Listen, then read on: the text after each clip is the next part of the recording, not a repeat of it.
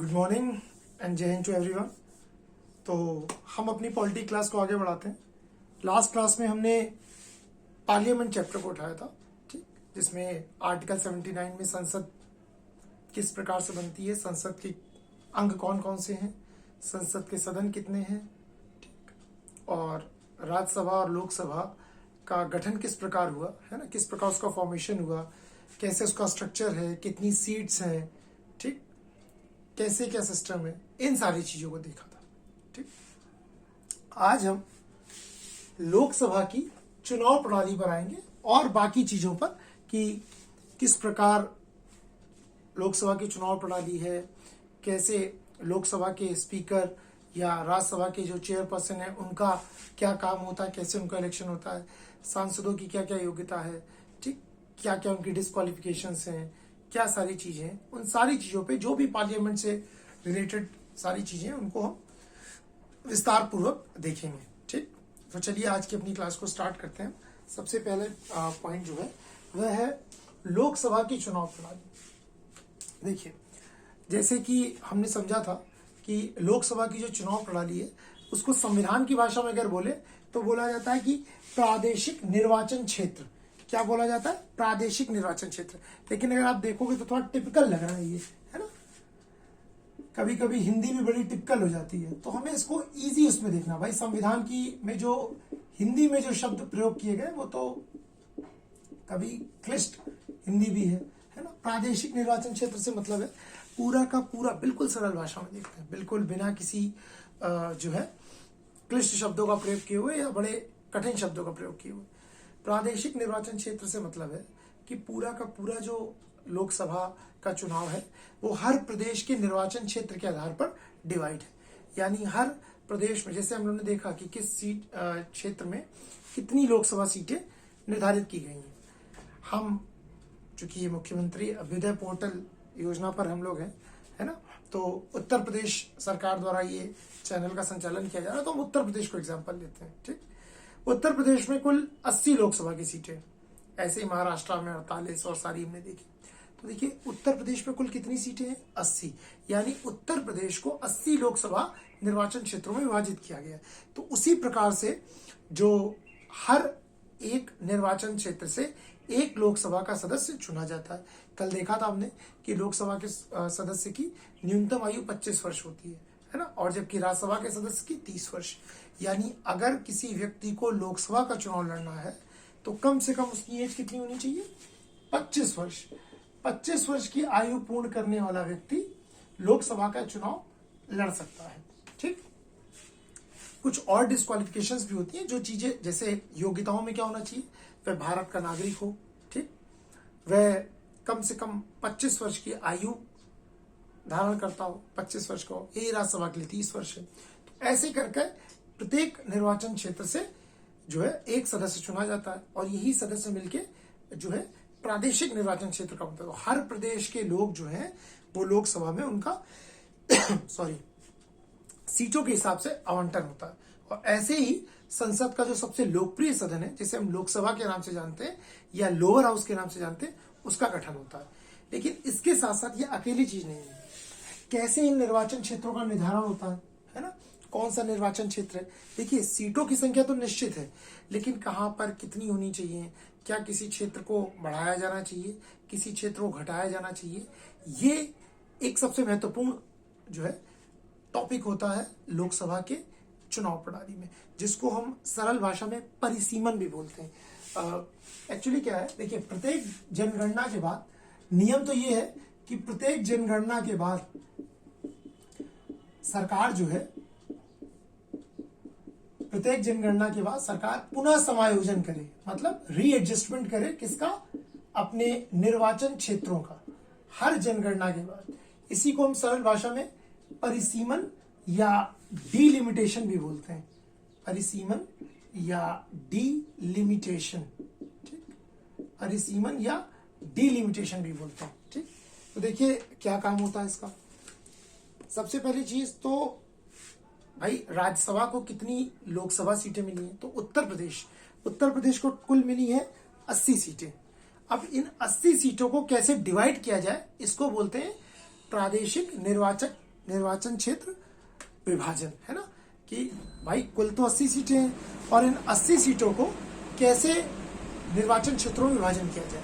ये काम होता है परिसीमन आयोग का, जिसको हम डिलिमिटेशन कमीशन भी बोलते हैं। इसका काम होता है परिसीमन आयोग। ये परिसीमन आयोग ही है जो निश्चित करता है कि भाई कैसे कैसे किस क्षेत्र में कितना जनसंख्या का निर्धारण किया जाए, कैसे क्या किया जाए, ठीक, हाँ, और कितनी सीटें हो, सारी चीजें, ठीक। अब देखिए, संसद को ये अधिकार है कि वो प्रादेशिक निर्वाचन क्षेत्रों का विभाजन किस प्रकार हो, उसके लिए जो है प्रादेशिक निर्वाचन क्षेत्रों का डिवाइडेशन किस प्रकार से हो, उसकी नीतियों का और रीतियों का निर्धारण कर सके। क्या पॉलिसी बनेगी, किस तरीके से उसका डिवाइडेशन होगा, ये पार्लियामेंट को राइट है, ठीक। तो इसी के तहत संसद ने कई बार परिसीमन आयोग का जो है निर्माण किया, जैसे 52, 62, 72 और 2002 में। अब तक 1952 में पहला डिलिमिटेशन कमीशन, ये बड़े ध्यान से लिख लीजिएगा, बहुत बार एग्जाम में पूछता है। 72 और 2002, ये 4 बार सरकार ने परिसीमन आयोग का निर्धारण किया, ठीक। ये बताते हैं कि देखिए इस समय इस निर्वाचन क्षेत्र में भाई देखिए उनको बैलेंस रखना है। परिसीमन आयोग का काम क्या होता है, बैलेंस रखना। ऐसा ना हो कि किसी निर्वाचन क्षेत्र से बहुत ज्यादा जनसंख्या एक सांसद को चुन रही हो, कहीं से बहुत कम। ये परिसीमन आयोग का काम है कि एक बैलेंस रखे, ठीक, निर्वाचन क्षेत्रों में बैलेंस हो, है ना। जैसे मानिए तकरीबन ऐसा माना जाता है 50 से 60 लाख की जनसंख्या पर एक निर्वाचन क्षेत्र निर्धारण किया जाता है।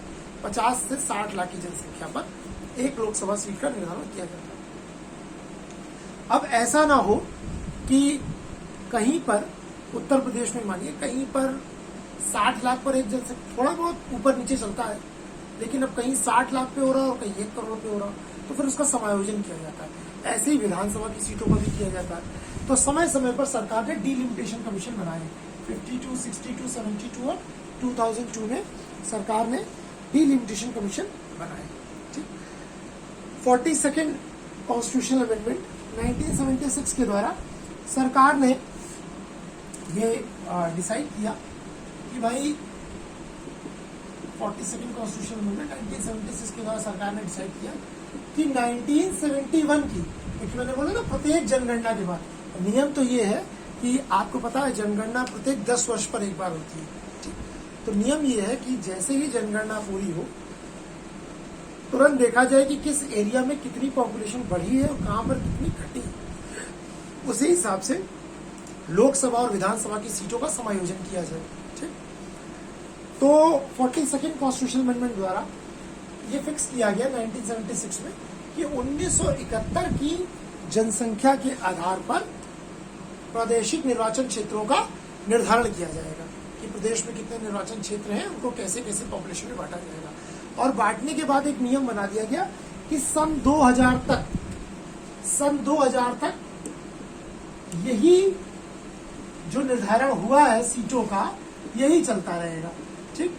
जैसे इस समय जो वर्तमान में 545 सीटें हैं, 545 ही रहेंगी। उत्तर प्रदेश में 80 लोकसभा सीटें यही रहेंगी, लेकिन किस क्षेत्र में किसको जोड़ा जाएगा, किसको घटाया जाएगा, ये किया जा सकता है, ठीक। तो फिक्स कर दिया गया भाई 2000 तक यही सिस्टम रहेगा, ठीक। बाद में 84th कॉन्स्टिट्यूशनल अमेंडमेंट 2001 द्वारा, अब देखिए कब तक के लिए डिसाइड कर दिया, 1971 की जनगणना के आधार पर 76 में आपने एक प्रादेशिक निर्वाचन क्षेत्रों का निर्धारण किया, यानी कि आपने डिलिमिटेशन किया और फिक्स कर दिया कि भाई अभी जो 76 में हम लोग कर रहे हैं 71 की पॉपुलेशन के बेस पर, ये 2000 तक यही रहेगा। अब इसमें कोई छेड़छाड़ नहीं होगी। फिर 2000 में, तो 2001 में और जनगणना होगी। देखिए 81, 91, 2001 तब तक हो गई 3 जनगणना। 84th कॉन्स्टिट्यूशनल अमेंडमेंट 2001 में फिर निर्धारण किया गया कि भाई देखिए ऐसा है, अब जो है ना इसी सिस्टम को जो हमने रखा था इसको हम एक्सटेंड कब तक कर दे रहे हैं, अगले 25 वर्षों के लिए एक्सटेंड करते हैं। यानी कि अब 2026 तक यही व्यवस्था रहेगी जो चल रही है 2026 तक, यानी सीटें उतनी ही रहेंगी जितनी है, हाँ बीच में कुछ निर्धारण जो समायोजन होता वह हो सकता है। ठीक, अच्छा इसी में एक क्लॉज था 84 में कि लेकिन जो सीटों का यानी कि जो निर्वाचन क्षेत्रों का पॉपुलेशन के हिसाब से समायोजन किया जाएगा वो 1991 की जनगणना के आधार पर करा जाएगा। ठीक, अभी तक चल रहा था 71 की जनगणना पर। 84th कॉन्स्टिट्यूशन अमेंडमेंट द्वारा जो 25 वर्ष बढ़ा दिए गए तो बोला गया भाई लेकिन अब जनगणना 71 की नहीं रहेगी, 1991 की जनगणना को लेकर अब जो है हम सीटों का निर्धारण करेंगे, लेकिन अब कब तक, 2026 तक। तो अब 2026 में निर्णय लिया जाएगा कि अब क्या करना है। 2026 तक आपको सीटों की इतनी संख्या मिलेगी। बस होगा क्या, डीलिमिटेशन कमीशन इतना करेगा कि किसी लोकसभा सीट में अगर वहां पॉपुलेशन बढ़ जाएगी तो थोड़ा सा क्षेत्र समायोजित करके बगल वाली में डाल देगा, अगर कम होगी तो थोड़ी सी जनसंख्या अगर उधर ज्यादा हो रही है तो बैलेंस करके इधर कर देगा। रहेंगी उत्तर प्रदेश में 80 लोकसभा सीटें। अब ये 2026 में डिसाइड होगा कि भाई टोटल 545 सीटें बढ़ेंगी या घटेंगी। स्वाभाविक बातें बढ़ेंगी, जनसंख्या बढ़ रही है तो सीटें बढ़ेंगी, है ना। जब पॉपुलेशन कंट्रोल होगा, जनसंख्या नियंत्रण होगा तो बढ़ेगी, लेकिन अभी उम्मीदें कम है क्योंकि जो अभी करंट का क्वेश्चन है सेंट्रल विस्टम मॉडल के तहत जो नई संसद का निर्माण हो रहा है उसमें मैंने आपको बताया था कि सांसदों की मैक्सिमम संख्या कितनी हो सकती है, 552। अभी है 545, यानी 7 और बढ़ सकते हैं। लेकिन जो सेंट्रल विस्टम मॉडल के तहत नई संसद का निर्माण हो रहा है इसमें तकरीबन 888 लोकसभा सीटों की बात हो रही है और 500 साढ़े 500 के आसपास राज्यसभा सीटों की बात हो रही है। यानी कि सरकार इस हिसाब से संसद को बना रही है कि लोकसभा में तकरीबन 888 सांसद बैठ सके और राज्यसभा में तकरीबन 500 साढ़े 500 के आसपास। तो जाहिर सी बात है सीटें घटेंगी नहीं, सीटें बढ़ेंगी। लेकिन 2026 तक तो फिलहाल नहीं बढ़ने वाली। ठीक, 2026 में देखिए क्या निर्णय सरकार लेती है, लेकिन समायोजन किया जा सकता है। तो डिसाइड किया गया कि भाई अब 71 पे नहीं 1991 पे करेंगे। लेकिन इसी में 87 कॉन्स्टिट्यूशनल अमेंडमेंट 87वां संविधान संशोधन 2003 में एक निर्णय लिया गया कि भाई साहब 91 के आधार पर नहीं करेंगे, अब इसको हम करेंगे 2001 की जनगणना के आधार पर जो की गई है। ठीक, अब तो आपको पता है उसके बाद 2011 की भी जनगणना आ चुकी है। और अगर कोरोना का पेंडेमिक ना होता, पिछले साल आपको पता है पेंडेमिक आ गया तो जनगणना रुक गई थी, क्योंकि जनवरी फरवरी मार्च में चालू होता है और अक्टूबर नवंबर तक आपको कंप्लीट होके 2021 की स्टार्टिंग में जनवरी फरवरी तक आपको शुरुआती आंकड़े मिलना चालू हो जाते हैं और मई जून जुलाई तक आपको फाइनल डाटा मिल जाता है। लेकिन चूंकि पिछली बार जनगणना हो ही नहीं पाई कोविड के कारण, और जैसे ही स्थिति अभी संभली थी 2021 में कि दोबारा आ गई, है ना। तो अभी जो है इस प्रकार से इतना कंट्रोल हो नहीं पाया, मतलब जनगणना यानी कि हो नहीं पाई। तो 2001 उसके बाद 2011, लेकिन यहाँ पर डिसाइड किया गया कि भाई 2001 की जनसंख्या जो जनगणना हुई है उसके आधार पर निर्धारण करेंगे, ना कि 2011।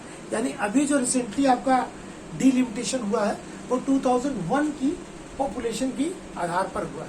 ठीक, सरदार कुलदीप सिंह की अध्यक्षता में एक लास्ट डीलिमिटेशन कमीशन का अध्यक्षता की गई थी, सरदार कुलदीप सिंह जी की अध्यक्षता में। तो अभी किया गया, काफी निर्वाचन क्षेत्रों को 2012-13 के आसपास जोड़ा गया, घटाया गया, ये किया गया 2012 में। अगर आप देखोगे तो आपके अभी कई कुछ नई विधानसभा सीट बनी होगी, पुरानी खत्म की गई होंगी। ठीक, किसी विधानसभा सीट की जो है एक बड़ी होगी तो काट के 2 कर दी गई होंगी, कोई एक खत्म की गई होगी, किसी को समायोजित कर दिया होगा, किसी को अगर कोई बड़ी होगी तो उसको 2 हिस्सों में बांट दिया होगा। ठीक, कोई छोटी छोटी 2 होंगी तो उसमें एक को खत्म करके 1 कर दिया गया होगा। ये सरदार कुलदीप सिंह की अध्यक्षता में परिसीमन किया गया डीलिमिटेशन 2001 की जनगणना के आधार पर। ठीक है, चलिए तो थोड़ा आगे जो है और चीजों को देखना चालू करते हैं। तो आई होप आपको डीलिमिटेशन कमीशन पूरा क्लियर होगा, कोई दिक्कत यहाँ पर नहीं होगी कि ये परिसीमन होता है कि कैसे सीटों का और प्रादेशिक निर्वाचन क्षेत्रों का जो है वह निर्धारण होता है। ठीक, बाकी अगली चीज जो लोकसभा की चुनाव प्रणाली है, ठीक, उसमें क्या है, देखिए आपने देख लिया कि कैसे सीटों का निर्धारण होता है। अब अगली चीज आती है सीटों का निर्धारण होने के बाद वह आती है आरक्षण की। ठीक, वह आती है आरक्षण की। तो लास्ट क्लास में थोड़ा सा हमने चर्चा की थी कि कैसे होता है आरक्षण। ठीक, इसको थोड़ा सा और जिसमें देखते हैं। देखिए इसमें जो हमारे लोकसभा और विधानसभा के जो चुनाव होते हैं वहां पर सीटों के निर्धारण में आरक्षण का भी प्रावधान किया गया है। स्टार्टिंग में इसको 10 साल की बात की गई थी, लेकिन 10 वर्ष करते हुए इसको निरंतर बढ़ाया जा रहा है। ठीक, और अभी हाल में ही 104 संविधान संशोधन के द्वारा जो है आरक्षण की समय सीमा को 10 वर्ष और बढ़ा दिया गया और एंग्लो इंडियन के आरक्षण को समाप्त कर दिया गया। तो कैसे सीटों का निर्धारण होता? कुल लोकसभा की जो सीटें हैं, जैसे उसमें एससी और एसटी के लिए सीटों को रिजर्व किया जाता है, यानी अनुसूचित जाति और अनुसूचित जनजाति के लिए सीटों को आरक्षित किया जाता है ना। आपने देखा होगा लोकसभा और विधानसभा दोनों में एससी और एसटी के लिए रिजर्वेशन किया जाता है। ठीक, ओबीसी का रिजर्वेशन अभी जो आपके लोकसभा और विधानसभा की सीटों में नहीं है, लेकिन हाँ ग्राम पंचायतों के चुनाव में ओबीसी के लिए भी रिजर्वेशन है। ठीक, इसी प्रकार महिला आरक्षण आपको ग्राम पंचायतों के चुनाव में मिलेगा, लेकिन अभी लोकसभा और विधानसभा के चुनाव में महिला आरक्षण अभी नहीं आया। ठीक, तो एससी एसटी की सीटों को रिजर्व किया जाता है ना। जैसे कुल 84 सीटें 84 सीट जो है वो एससी के लिए रिजर्व है और एसटी के लिए 47 सीट्स रिजर्व है। कुल 84 सीटें एससी के लिए और 47 सीटें एसटी के लिए रिजर्व है। एससी में मैक्सिमम सीट जो है वो उत्तर प्रदेश में है। याद रख लीजिएगा, क्वेश्चन बहुत बार आया है। 17 सीटें 17 सीट्स एससी की सबसे ज्यादा कहां पर है? यूपी में। ठीक, उसके बाद नंबर है वेस्ट बंगाल का। वेस्ट बंगाल में एससी के लिए 10 सीटें रिजर्व है, यानी जब वहां पर अब उत्तर प्रदेश में 80 लोकसभा की सीटें हैं, 80 लोकसभा की सीट्स में 17 किसके लिए है? वो एससी के लिए रिजर्व है। ठीक, वेस्ट बंगाल में 42 सीट्स है आपके एससी के लिए। लोकसभा में वेस्ट बंगाल में 42 सीट्स है, 42 सीट्स है एससी के लिए, जिसमें 10 सीटें जो है वो एससी कैटेगरी के लिए रिजर्व। टोटल 42 में वेस्ट बंगाल में टोटल 42 लोकसभा की सीट्स है, जिसमें 10 सीटें एससी कैटेगरी के लिए रिजर्व है। ठीक, इसी प्रकार एसटी के लिए 47 सीट्स रिजर्व है। ठीक, जिसमें सबसे ज्यादा मध्य प्रदेश में 6 सीटें, उसके बाद झारखंड में है 5 सीटें, फिर उड़ीसा में, छत्तीसगढ़ में। ठीक, इन सब में 5-5 सीटें, सबसे ज्यादा मध्य प्रदेश में। तो अगर कभी क्वेश्चन आए कि सबसे ज्यादा एससी की सीट्स कहां पर है रिजर्व, तो उत्तर प्रदेश में 17 सीटें, सेकेंड नंबर वेस्ट बंगाल, फिर बिहार और तमिलनाडु में भी 7-7 सीटें। आप चाहे तो लिख लीजिए। ठीक, बिहार, क्योंकि अगर बच्चे बीपीएससी भी देते हैं, ठीक, तो वहां पर 7 सीटें रिजर्व है ना। यूपी के साथ बीपीएससी भी बहुत लोग देते हैं, बिहार पब्लिक का, तो वो याद रख ले 7 सीटें रिजर्व है। ठीक, एमपी में 6 सीटें रिजर्व है एसटी की, झारखंड में 5, जम्मू कश्मीर का अब तो संघराज क्षेत्र हो गया लेकिन जब तक वहां पर था सिस्टम तो वहां पर टोटल जो है एससी के लिए कोई सीट रिजर्व ही नहीं थी। शेड्यूल्ड कास्ट के लिए जम्मू कश्मीर में कोई सीट रिजर्व नहीं थी। ठीक, तो ये जो है सीटों का निर्धारण ऐसा होता है। एससी के लिए 84, एसटी के लिए 47, सबसे ज्यादा 17 सीटें उत्तर प्रदेश में एससी के लिए, फिर वेस्ट बंगाल 10, फिर बिहार और तमिलनाडु 7 सीटें। सबसे ज्यादा एसटी के लिए टोटल सीट्स 47 रिजर्व है, जिसमें सबसे ज्यादा मध्य प्रदेश में 6, झारखंड में 5, उड़ीसा में 5, छत्तीसगढ़ में 5। ठीक, ऐसे कर करके हर जगह सीट्स रिजर्व। अब आगे आते हैं कि लोकसभा का चुनाव होता कैसा है। मैंने आपको बताया था कि लोकसभा का चुनाव जो है डायरेक्ट रिप्रेजेंटेशन का चुनाव है। कैसा चुनाव है? डायरेक्ट रिप्रेजेंटेशन का, यानी कि यहाँ पर प्रादेशिक प्रतिनिधित्व की प्रणाली है ना। कैसी? प्रादेशिक प्रतिनिधित्व, यानी कि हर प्रदेश, देखिए हिंदी में टर्म जब मैं बोलूं, ये संविधान की भाषा है ना। देखिए संविधान, पहले मुझे आपको संविधान की भाषा बतानी पड़ेगी जिस नीति को अपनाया गया है। जैसे हम लोगों ने देखा था कि राष्ट्रपति के, उपराष्ट्रपति के और राज्यसभा के चुनाव की जो चुनाव प्रणाली थी वो कैसी थी, वो सबसे पहले तो अप्रत्यक्ष प्रणाली थी, यानी इनडायरेक्ट सिस्टम था। लेकिन उस सिस्टम का नाम क्या था, आनुपातिक प्रतिनिधित्व की एकल मत संक्रमणीय पद्धति, है ना, proportionate representative system of single vote transferable system. ये था पूरा का पूरा, है ना, कितना टिपिकल, लेकिन जब इसको समझा तो आसान हो गया। लेकिन जो लोकसभा के चुनाव है वो कैसे होते हैं, प्रादेशिक निर्वाचन की प्रणाली, है ना, यानी कि सिंपल भाषा में प्रादेशिक निर्वाचन प्रतिनिधित्व, अर्थात हर प्रदेश के निर्वाचन क्षेत्र को लोकसभा में प्रतिनिधित्व यानी कि रिप्रेजेंटेशन दिया जाएगा। यानी उत्तर प्रदेश में अगर 80 लोकसभा सीटें हैं, यानी कि जो 80 निर्वाचन क्षेत्र हैं उन सबका रिप्रेजेंटेशन है, ठीक। यानी कि जैसे मानिए कानपुर तो इनका अपना है, लखनऊ तो इनका अपना है, गोंडा तो इनका अपना है, बलरामपुर तो इनका अपना है ना, मिर्जापुर तो उनका एक अपना सांसद है। तो हर एक निर्वाचन क्षेत्र का क्या है, वहां पर प्रतिनिधित्व है, ठीक।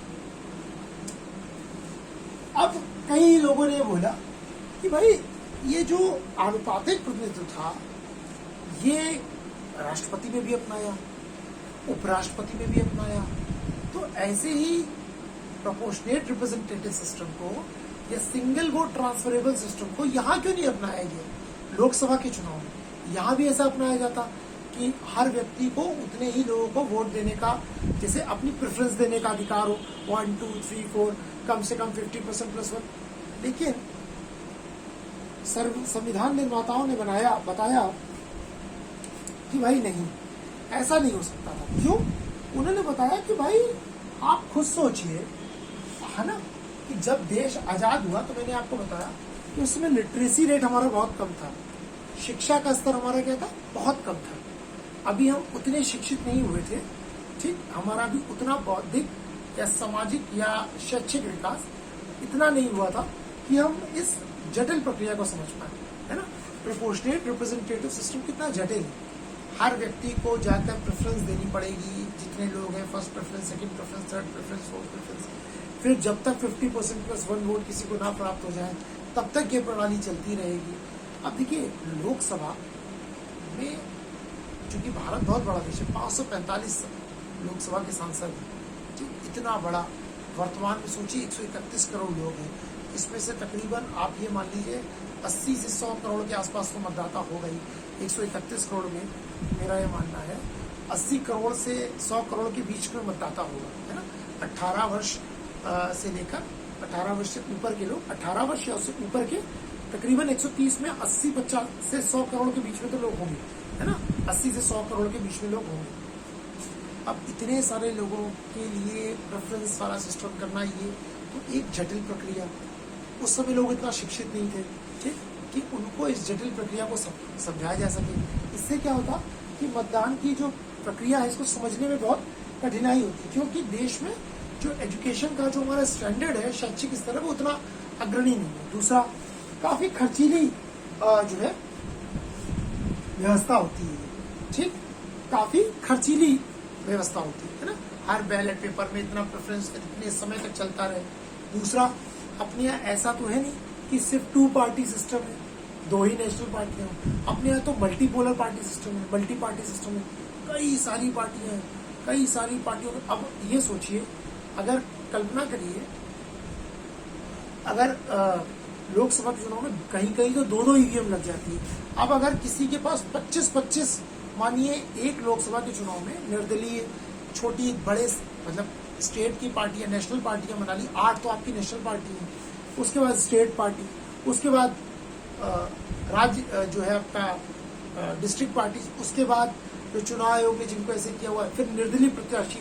अब सब मिला के कहीं कहीं ऐसा होता है कि 2-2, 3-3 ईवीएम लग जाती है, यानी 20-20, 25-25 लोग आज खड़े होते हैं। ईवीएम में तो आसानी है, आपने खोला, इसमें टोटल इतने वोट पड़े, इस पार्टी को, कांग्रेस को इतने, बीजेपी को इतने, सपा को इतने, बसपा को इतने, फलाने को इतने, इतने हो गए। अब आप कल्पना करिए, अगर आपने अनुपातिक प्रतिनिधित्व प्रणाली अपनाई होती तो लंबे समय तक फर्स्ट 2, 3, 4 प्रेफरेंस चल ही रहा है। 25 लोग हैं तो 25 जो है वो क्या करना पड़ेगा, 25 पूरी की पूरी क्या करना पड़ा, प्रेफरेंस देनी पड़ रही है।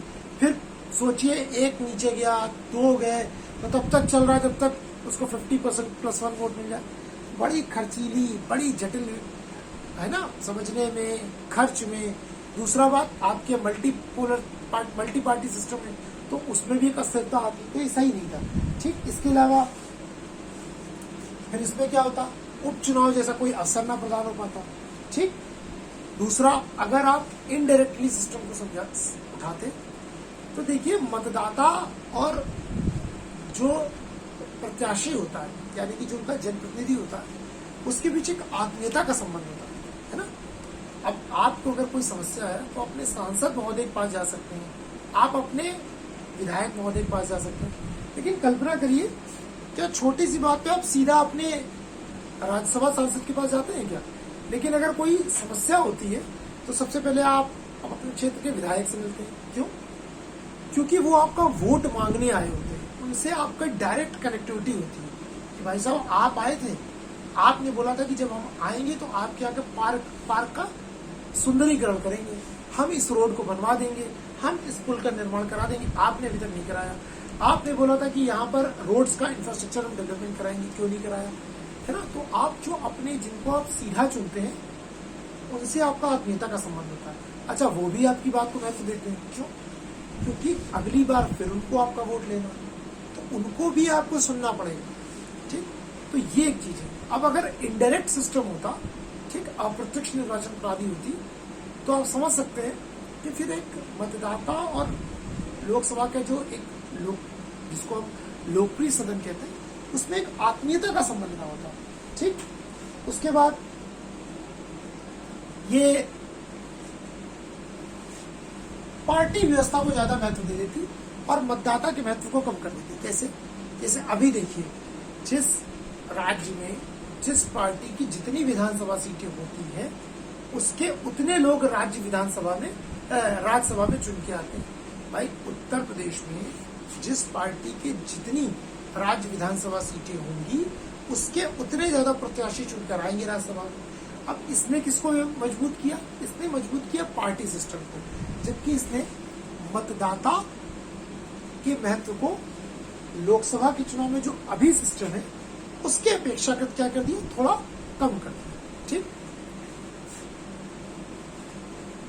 उसमें क्या कर दिया, उसने कम कर दिया। तो इसीलिए हम लोग ने आनुपातिक यानी कि प्रोपोर्शनेट रिप्रेजेंटेटिव सिस्टम की जगह किसको अपनाया, प्रादेशिक निर्वाचन क्षेत्र संबंध, यानी कि डायरेक्ट इलेक्शन के सिस्टम को, direct representation system of state. यानी कि इसीलिए जो हम लोग बोलते हैं ना कि जो लोकसभा का चुनाव होता है या विधानसभा का चुनाव होते हैं, वो कैसे होते हैं, वो first past the post system के चुनाव होते हैं।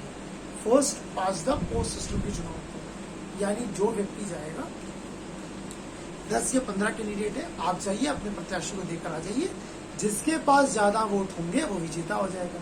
हालांकि कमी भी मानी गई, माना ये गया कि first pass the post system में क्या होता है, मानिए कुल 100 वोटर है उस लोकसभा क्षेत्र के और सिर्फ 30% लोग वोट देने गए। ठीक, अब उस 30 में जिसको मानिए 12 वोट मिल गए वो जीत गया, बाकी को किसी को 8 मिले, किसी को 10 मिले। ठीक, तो 10, 18, 20 टोटल वोट पड़ा 30, 3 कैंडिडेट है, जिसको 12 मिला वो जीत गया। तो एक्चुअल में जो विनिंग कैंडिडेट है उसको 100 में से 12 वोट मिले और सिर्फ 100 में से 12 लोगों का वोट लेके वो जीत गया। और फिर जीतने के बाद वो 100 लोगों पर क्या करेगा, उनके कार्यभार को संभालेगा। तो ये एक ड्रॉबैक बताया जाता है इस सिस्टम का। ठीक, लेकिन ये ड्रॉबैक तो है, लेकिन अगर आप इनडायरेक्टली वाला करते तो और ज्यादा सिस्टम जो है क्या हो जाता, कठिन हो जाता। ठीक, चलिए अब हम आते हैं कि अब भाई संसद की सदस्यता कैसे मिलेगी। ठीक, तो हम लोगों ने कल डिस्कस किया था कि पहली बात तो लोकसभा में या राज्यसभा में वही व्यक्ति चुनकर आ सकता है जो, पहली चीज क्या है, भारत का नागरिक हो, वो क्या हो, भारत का नागरिक हो, है ना। सबसे पहला पॉइंट, भारत का नागरिक हो भाई। उसके बाद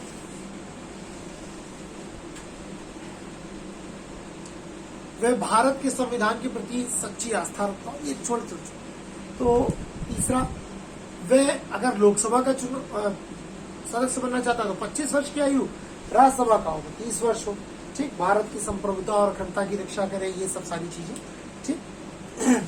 उसके बाद जनप्रतिनिधित्व अधिनियम 1951 के द्वारा जो है कुछ शर्तें रखी गई थी, उन सबका पालन करता हूँ। जैसे पहले ये नियम था, मैंने आपको बताया था राज्यसभा में कि 2003 तक नियम ये था कि किसी को अगर राज्यसभा का सदस्य बनना है तो वो वहीं से बन सकता है जहां पर उसका उस राज्य की सूची में उसका नाम वर्णित हो, लेकिन 2006 से सिस्टम खत्म कर दिया गया, ठीक। तो ये तो हो गए क्लॉज, यानी कम से भारत का नागरिक हो, भारत के संविधान में आस्था रखता हो, भारत की संप्रभुता, प्रभुसत्ता, एकता और अखंडता को बनाए रखने में विश्वास रखता हो, लोकसभा का सदस्य बनना हो तो 25 साल हो, राज्यसभा का बनना हो तो 30 साल की संस्था रखता हो, जनप्रतिनिधित्व अधिनियम 1951 के द्वारा कुछ शर्तें उसको पूरी करता हो। ये तो हो गई संसद का सदस्य बनने की अर्हता। अब कुछ क्लॉज ऐसे हैं कि ये तो हो गई क्वालिफिकेशन। अब हम बात करते हैं डिसक्वालिफिकेशन पे, यानी कौन व्यक्ति भारत का यानी कि संसद का सदस्य नहीं बन सकता। डिसक्वालिफिकेशन, जिसको हम हिंदी में बोलते हैं निरर्हता, वो तो कोई अर्हता। तो अब बोला कि निरर्हता, भाई बन कौन नहीं सकता, तो ठीक पहला पॉइंट वहां पे क्या था, भारत का नागरिक होना चाहिए। यहाँ पर अगर कोई व्यक्ति भारत का नागरिक नहीं है तो वह भारत का सदस्य यानी कि लोकसभा का या राज्यसभा का सदस्य नहीं बन सकता, ठीक। चलिए, ठीक है, आगे। अगर कोई व्यक्ति भारत का नागरिक नहीं है तो फिर वो राज्यसभा का सदस्य नहीं बन सकता। दूसरी चीज, यदि वह संसद द्वारा बनाई गई किसी भी, ठीक, यदि वह संसद द्वारा बनाई गई किसी भी विधि का द्वारा अगर उसको निर्धारित मतलब उसको प्रोहिबिटेड किया गया तो भी वह चुनाव नहीं लड़ सकता। इसके अलावा अगर वो कोई लाभ का पद धारण करता है, ठीक। कौन कौन से लोग नहीं लड़ सकते, या तो पहली चीज वो लाभ का पद अगर धारण करता है, ऑफिस ऑफ प्रॉफिट, ठीक। अगर लाभ का पद धारण करता है तो वो चुनाव नहीं लड़ सकता। भारत का नागरिक नहीं है तो चुनाव नहीं लड़ सकता।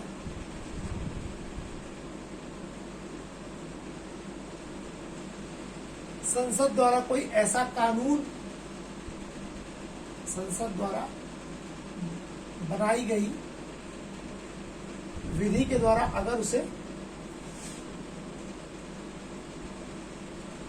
डिस्क्वालीफाई किया गया हो, निरर्हित किया गया हो, तब भी नहीं वे चुनाव लड़ सकते। ठीक, डिस्क्वालीफाई किया गया हो तो भी वह चुनाव नहीं लड़ सकता, ठीक। इसके अलावा अगर उसको दिवालिया घोषित किया गया है, ठीक, क्या किया गया, दिवालिया घोषित किया गया है, तब भी नहीं चुनाव लड़ सकता, ठीक। दिवालिया घोषित किया गया हो, विकृत चित्त का हो, मतलब पागल वागल ना हो, है ना, कैरेक्टरलेस ना हो, ये सारी चीजें, ठीक। ये तो हो गए कुछ क्लॉज, सिंपल चीजें जो ये कॉन्स्टिट्यूशन ने डिसाइड किया कि भाई लाभ का पद ना धारण करता और नागरिक अगर भारत का नहीं है तो नहीं बन सकता, ठीक। अगर संसद द्वारा उसको बनाई गई किसी विधि के द्वारा डिस्क्वालीफाई किया गया हो, दिवालिया हो, विकृत चित्त का हो, ये तो रख दी। संसद ने कुछ नियम बनाए, संविधान ने कुछ नियम बनाए। अब जो मेन है उसको आप ध्यान दीजिएगा, वो है पीपल रिप्रेजेंटेटिव एक्ट। देखिए, भारत में जो भी संसद के और राज्य विधानसभाओं के चुनाव होते हैं वो इसी के द्वारा होते हैं। इसके द्वारा जन प्रतिनिधित्व अधिनियम 1951, पीपल रिप्रेजेंटेटिव एक्ट 1951, इसमें समय समय पे संशोधन हुए, ठीक। समय समय पर इस एक्ट में संशोधन होते रहे। ठीक, ऐसा नहीं 1951 में आया तो इसके ऐसा नहीं कोई संशोधन हुआ। 2003 में भी 71 में 81 91 2003 तक जो है इसमें संशोधन हुए। अब इसमें कुछ चीजें कि अगर कोई व्यक्ति मानिए किसी ने ये सारी डिस्क्वालिफिकेशन किसी में नहीं है, ठीक, तब तो बन ही सकता है। लेकिन अगर उसमें ये सारी चीजें ना होने के पश्चात भी अगर वो इनमें से किसी क्लॉज को फॉलो कर रहा है, पीपल रिप्रेजेंटेटिव एक्ट 1951 के द्वारा, PRA 1951 के द्वारा, तो भी वह संसद का सदस्य नहीं बन सकता। क्या सबसे पहला क्लॉज है, अगर उसको चुनाव में अपराध के लिए, चुनाव अपराध या भ्रष्टाचार में उसको भ्रष्ट आचरण के लिए उसको अगर जो है दोषी करार दे दिया गया, ठीक, चुनाव अपराध या भ्रष्ट आचरण के लिए दोषी करार दिया गया, तो भाई ऐसा व्यक्ति दोषी करार दिया गया, तो ऐसा व्यक्ति भाई चुनाव नहीं लड़ पाएगा। अगर जनप्रतिनिधित्व अधिनियम धारा 1951 में अगर वो चुनाव के अपराध में या भ्रष्ट आचरण में संलिप्त पाया गया तो ऐसा व्यक्ति सारी योग्यताएं होने के पश्चात भी, यानी भारत का नागरिक होने के बाद भी, 25 साल की आयु पूरी करने के बाद भी, संविधान में आस्था रखने के पश्चात भी, ठीक, लाभ का पद धारण न करने के पश्चात भी, है ना, वो कहते भाई ये सारी क्लॉज तो पूरे कर दिए, तो ना अगर आप इसमें सम्मिलित पाए गए तो भी आपको डिस्क्वालीफाई कर दिया जाएगा। दूसरा, अगर उसको किसी अपराध में 2 वर्ष की सजा मिली, अगर उसको किसी भी अपराध में 2 वर्ष की सजा प्राप्त हो, 2 वर्ष की सजा घोषित हो गई, ध्यान रखिएगा यहाँ पर मैं सजा घोषित होने की बात कर रहा हूँ, यानी किसी के खिलाफ मुकदमा दर्ज है और अगर फैसला का निर्धारण नहीं हुआ तो ऐसे व्यक्ति को नहीं रोक सकते, क्योंकि भाई ऐसे तो कोई किसी पर किसी भी प्रकार से केस कर सकता, वो इशू नहीं है। लेकिन अगर किसी व्यक्ति को 2 साल के कैद की सजा मिल गई, ठीक, तो ऐसे व्यक्ति को फिर क्या किया जा सकता है, जो है वो 2 वर्ष की सजा घोषित हो गई हो तो ऐसा व्यक्ति जो है चुनाव नहीं लड़ पाएगा। ठीक, इसके अलावा कुछ और क्लॉज है, अगर उसने निर्धारित समय के भीतर अपना चुनावी खर्च का ब्यौरा ना दिया हो, ठीक, यानी कि निर्धारित समय में चुनावी खर्च का ब्यौरा ना दिया हो, ठीक, निर्धारित समय में चुनावी खर्च का ब्यौरा ना दिया हो, ठीक, अगर ये नहीं दिया तो भी आपको भाई डिस्क्वालीफाई किया जा सकता है, चुनावी खर्च का ब्यौरा ना दिया हो, ठीक। एक समय होता है, आपने अपने इलेक्शन में कितना खर्च किया ये बताना पड़ता है, अगर आपने नहीं बताया तो आपके चुने जाने के बाद भी आपको हटा दिया जाएगा, ठीक। उसके अलावा और बाकी सारी चीजें, अब अगर कोई व्यक्ति सांसद या विधायक बन के आ गया, इसके बाद वह सरकारी ठेकों में, कामों में सब अपने नाम पे ले रहा हो, तो फिर नहीं ऐसा हो सकता। अगर कोई सरकारी काम में खुद संलिप्त पाया गया, ठीक, इसीलिए आप देखिए कितना बवाल होता है कि अगर कोई व्यक्ति खुद ही सरकारी ठेका ले रहा हो कुछ, अभी देखिए अभी एक क्लॉज आया कि जो है कितनी किरकिरी हो रही कि उत्तर प्रदेश के एक मंत्री है, उनके भाई को EWS कोटे में नौकरी मिल गई, अब विवाद उत्पन्न हो गया, ठीक, कि भाई कैसे कैसे कैसे, तो उन्होंने आज मंत्री जी का बयान आया, उन्होंने बोला भाई इसमें मेरी कोई संलिप्तता नहीं है, आप चाहे तो जांच करा लें, जो भी मेरे भाई का चयन हुआ है वो एक निर्धारित प्रक्रिया के द्वारा हुआ है, अब वो क्या होगा जांच का विषय।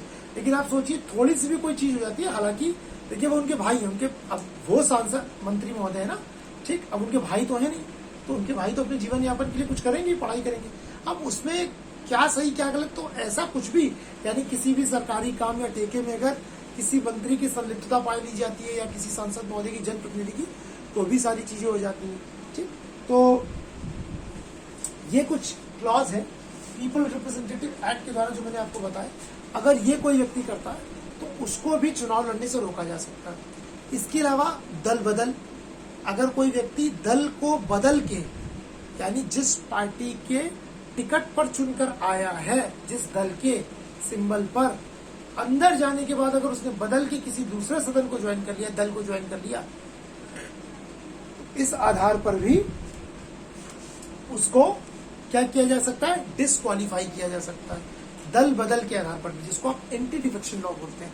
52वें संविधान संशोधन के द्वारा 10वीं अनुसूची में एंटी डिफेक्शन लॉ की बात है। दल बदल के द्वारा, यानी कोई व्यक्ति है ना, अगर जिस दल की टिकट पर चुनकर आया है उसी दल का सदस्य होकर है, ये नहीं चुन के तो किसी एक पर आ गए, अंदर जाने के पश्चात अगर आपने दल बदल किया तो ऐसे व्यक्ति को भी डिस्क्वालीफाई किया जाएगा। अब दल बदल जो है करने के कुछ भी विभिन्न क्लॉज हैं, है ना। मानिए अगर कैसे किया जाएगा, अब मानिए कोई व्यक्ति किसी एक पार्टी के टिकट पर, जिसको एक्चुअली पार्टी से जिस सदस्यता जब प्राप्त हो जाती है, मतलब आपको ऑथोराइज कर दिया था कि ये व्यक्ति हमारा ऐसे प्रत्याशी है, उसको चुनाव कमीशन बोलते हैं कि इसको फला व्यक्ति को यहाँ से टिकट मिल गया। अब मानिए कोई एक व्यक्ति किसी एक पार्टी के टिकट पर चुनाव लड़के आता है, ठीक ठीक आ गया। मानिए कोई व्यक्ति किसी भी पार्टी के टिकट पर चुनाव लड़के आ गया और दल में आने के बाद उसने स्वेच्छा से उस राजनीतिक दल की सदस्यता को त्याग दिया अपनी मर्जी से, तो ऐसा व्यक्ति डिस्क्वालीफाई हो जाएगा। यानी अब इस परिस्थिति में वो व्यक्ति संसद का सदस्य नहीं रह सकता। इसके अलावा अगर देखिए, जब भी कोई व्यक्ति चुनकर आता है सदन के लिए तो एक व्हिप जारी किया जाता है, मैं बताऊंगा सचेतन। यानी कि व्हिप का मतलब होता है कि जो भी उनकी पार्टी की गाइडलाइन है उसको अपने सदस्य को बताना, यानी फिर अपनी पार्टी की गाइडलाइंस यानी दिशा निर्देशों के इतर जाके वो कोई काम नहीं कर सकता। अगर पार्टी ने बोला है कि इस बिल का हम समर्थन करेंगे, तो चाहे भले वो व्यक्ति व्यक्तिगत रूप से उसके लिए सहमत ना हो, उसको समर्थन ही करना पड़ेगा। अगर वह उसके मतलब पार्टी ने कहा कि पक्ष में वोट डालना है, अगर वह विरोध में वोट डालता है तो भी ये दल बदल का आधार बन सकता है, ठीक। हाँ, डिसाइड करेंगे लोकसभा के अध्यक्ष, अगर लोकसभा का मैटर है, राज्यसभा में सभापति की ये है कि नहीं, लेकिन ये आधार बन जाएगा। लेकिन इस आधार पर उसको डिस्क्वालीफाई किया जा सकता है। इसके अलावा अगर कोई कैंडिडेट निर्दलीय चुना जाता है, इंडिपेंडेंट, और चुने जाने के बाद वह किसी राजनीतिक दल में शामिल हो जाता है, तो भी इस व्यक्ति को डिस्क्वालीफाई किया जा सकता है उसकी संसद की सदस्यता से। इसके अलावा अगर कोई व्यक्ति नॉमिनेटेड पर्सन, मानिए जैसे राज्यसभा में 12 व्यक्तियों को नॉमिनेट किया जाता है ना, लोकसभा में 2 लोग को किया जाता था, अब तो नहीं। नॉमिनेट किए जाने के बाद मानिए 12 लोगों को नॉमिनेट किया जाता है राज्यसभा में, अंदर आए, ठीक, स्पोर्ट्स से, समाज सेवा से, पॉलिटिक्स से, बॉलीवुड से, हर जगह से। अब वो व्यक्ति आने के पश्चात 6 महीने के पश्चात 6 साल का मानिए राज्यसभा कार्यकाल है, और उन 12 में किसी ने 6 महीने के बाद किसी पार्टी की अगर सदस्यता ग्रहण कर ली, तो ऐसे व्यक्ति की भी सदस्यता क्या हो जाएगी, खारिज हो जाएगी, यानी वो डिस्क्वालीफाई हो जाएगा, ठीक। वो क्या हो जाएगा, डिस्क्वालीफाई हो जाएगा। और दल बदल से संबंधित निर्णय, क्योंकि बहुत बार क्वेश्चन आया, दल बदल से संबंधित निर्णय अगर कोई है, दल बदल संबंधित कानून का, एंटी डिफेक्शन लॉ का, तो मैंने बताया ये कौन लेता है, दल बदल से संबंधित निर्णय कौन लेता है।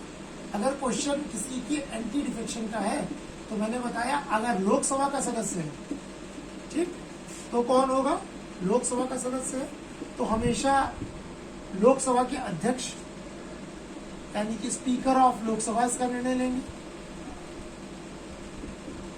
स्पीकर ऑफ लोकसभा निर्णय लेंगे, ठीक। अगर राज्यसभा का सदस्य है, राज्यसभा का सदस्य है, तो chairperson of Rajya Sabha, chairperson of Rajya Sabha,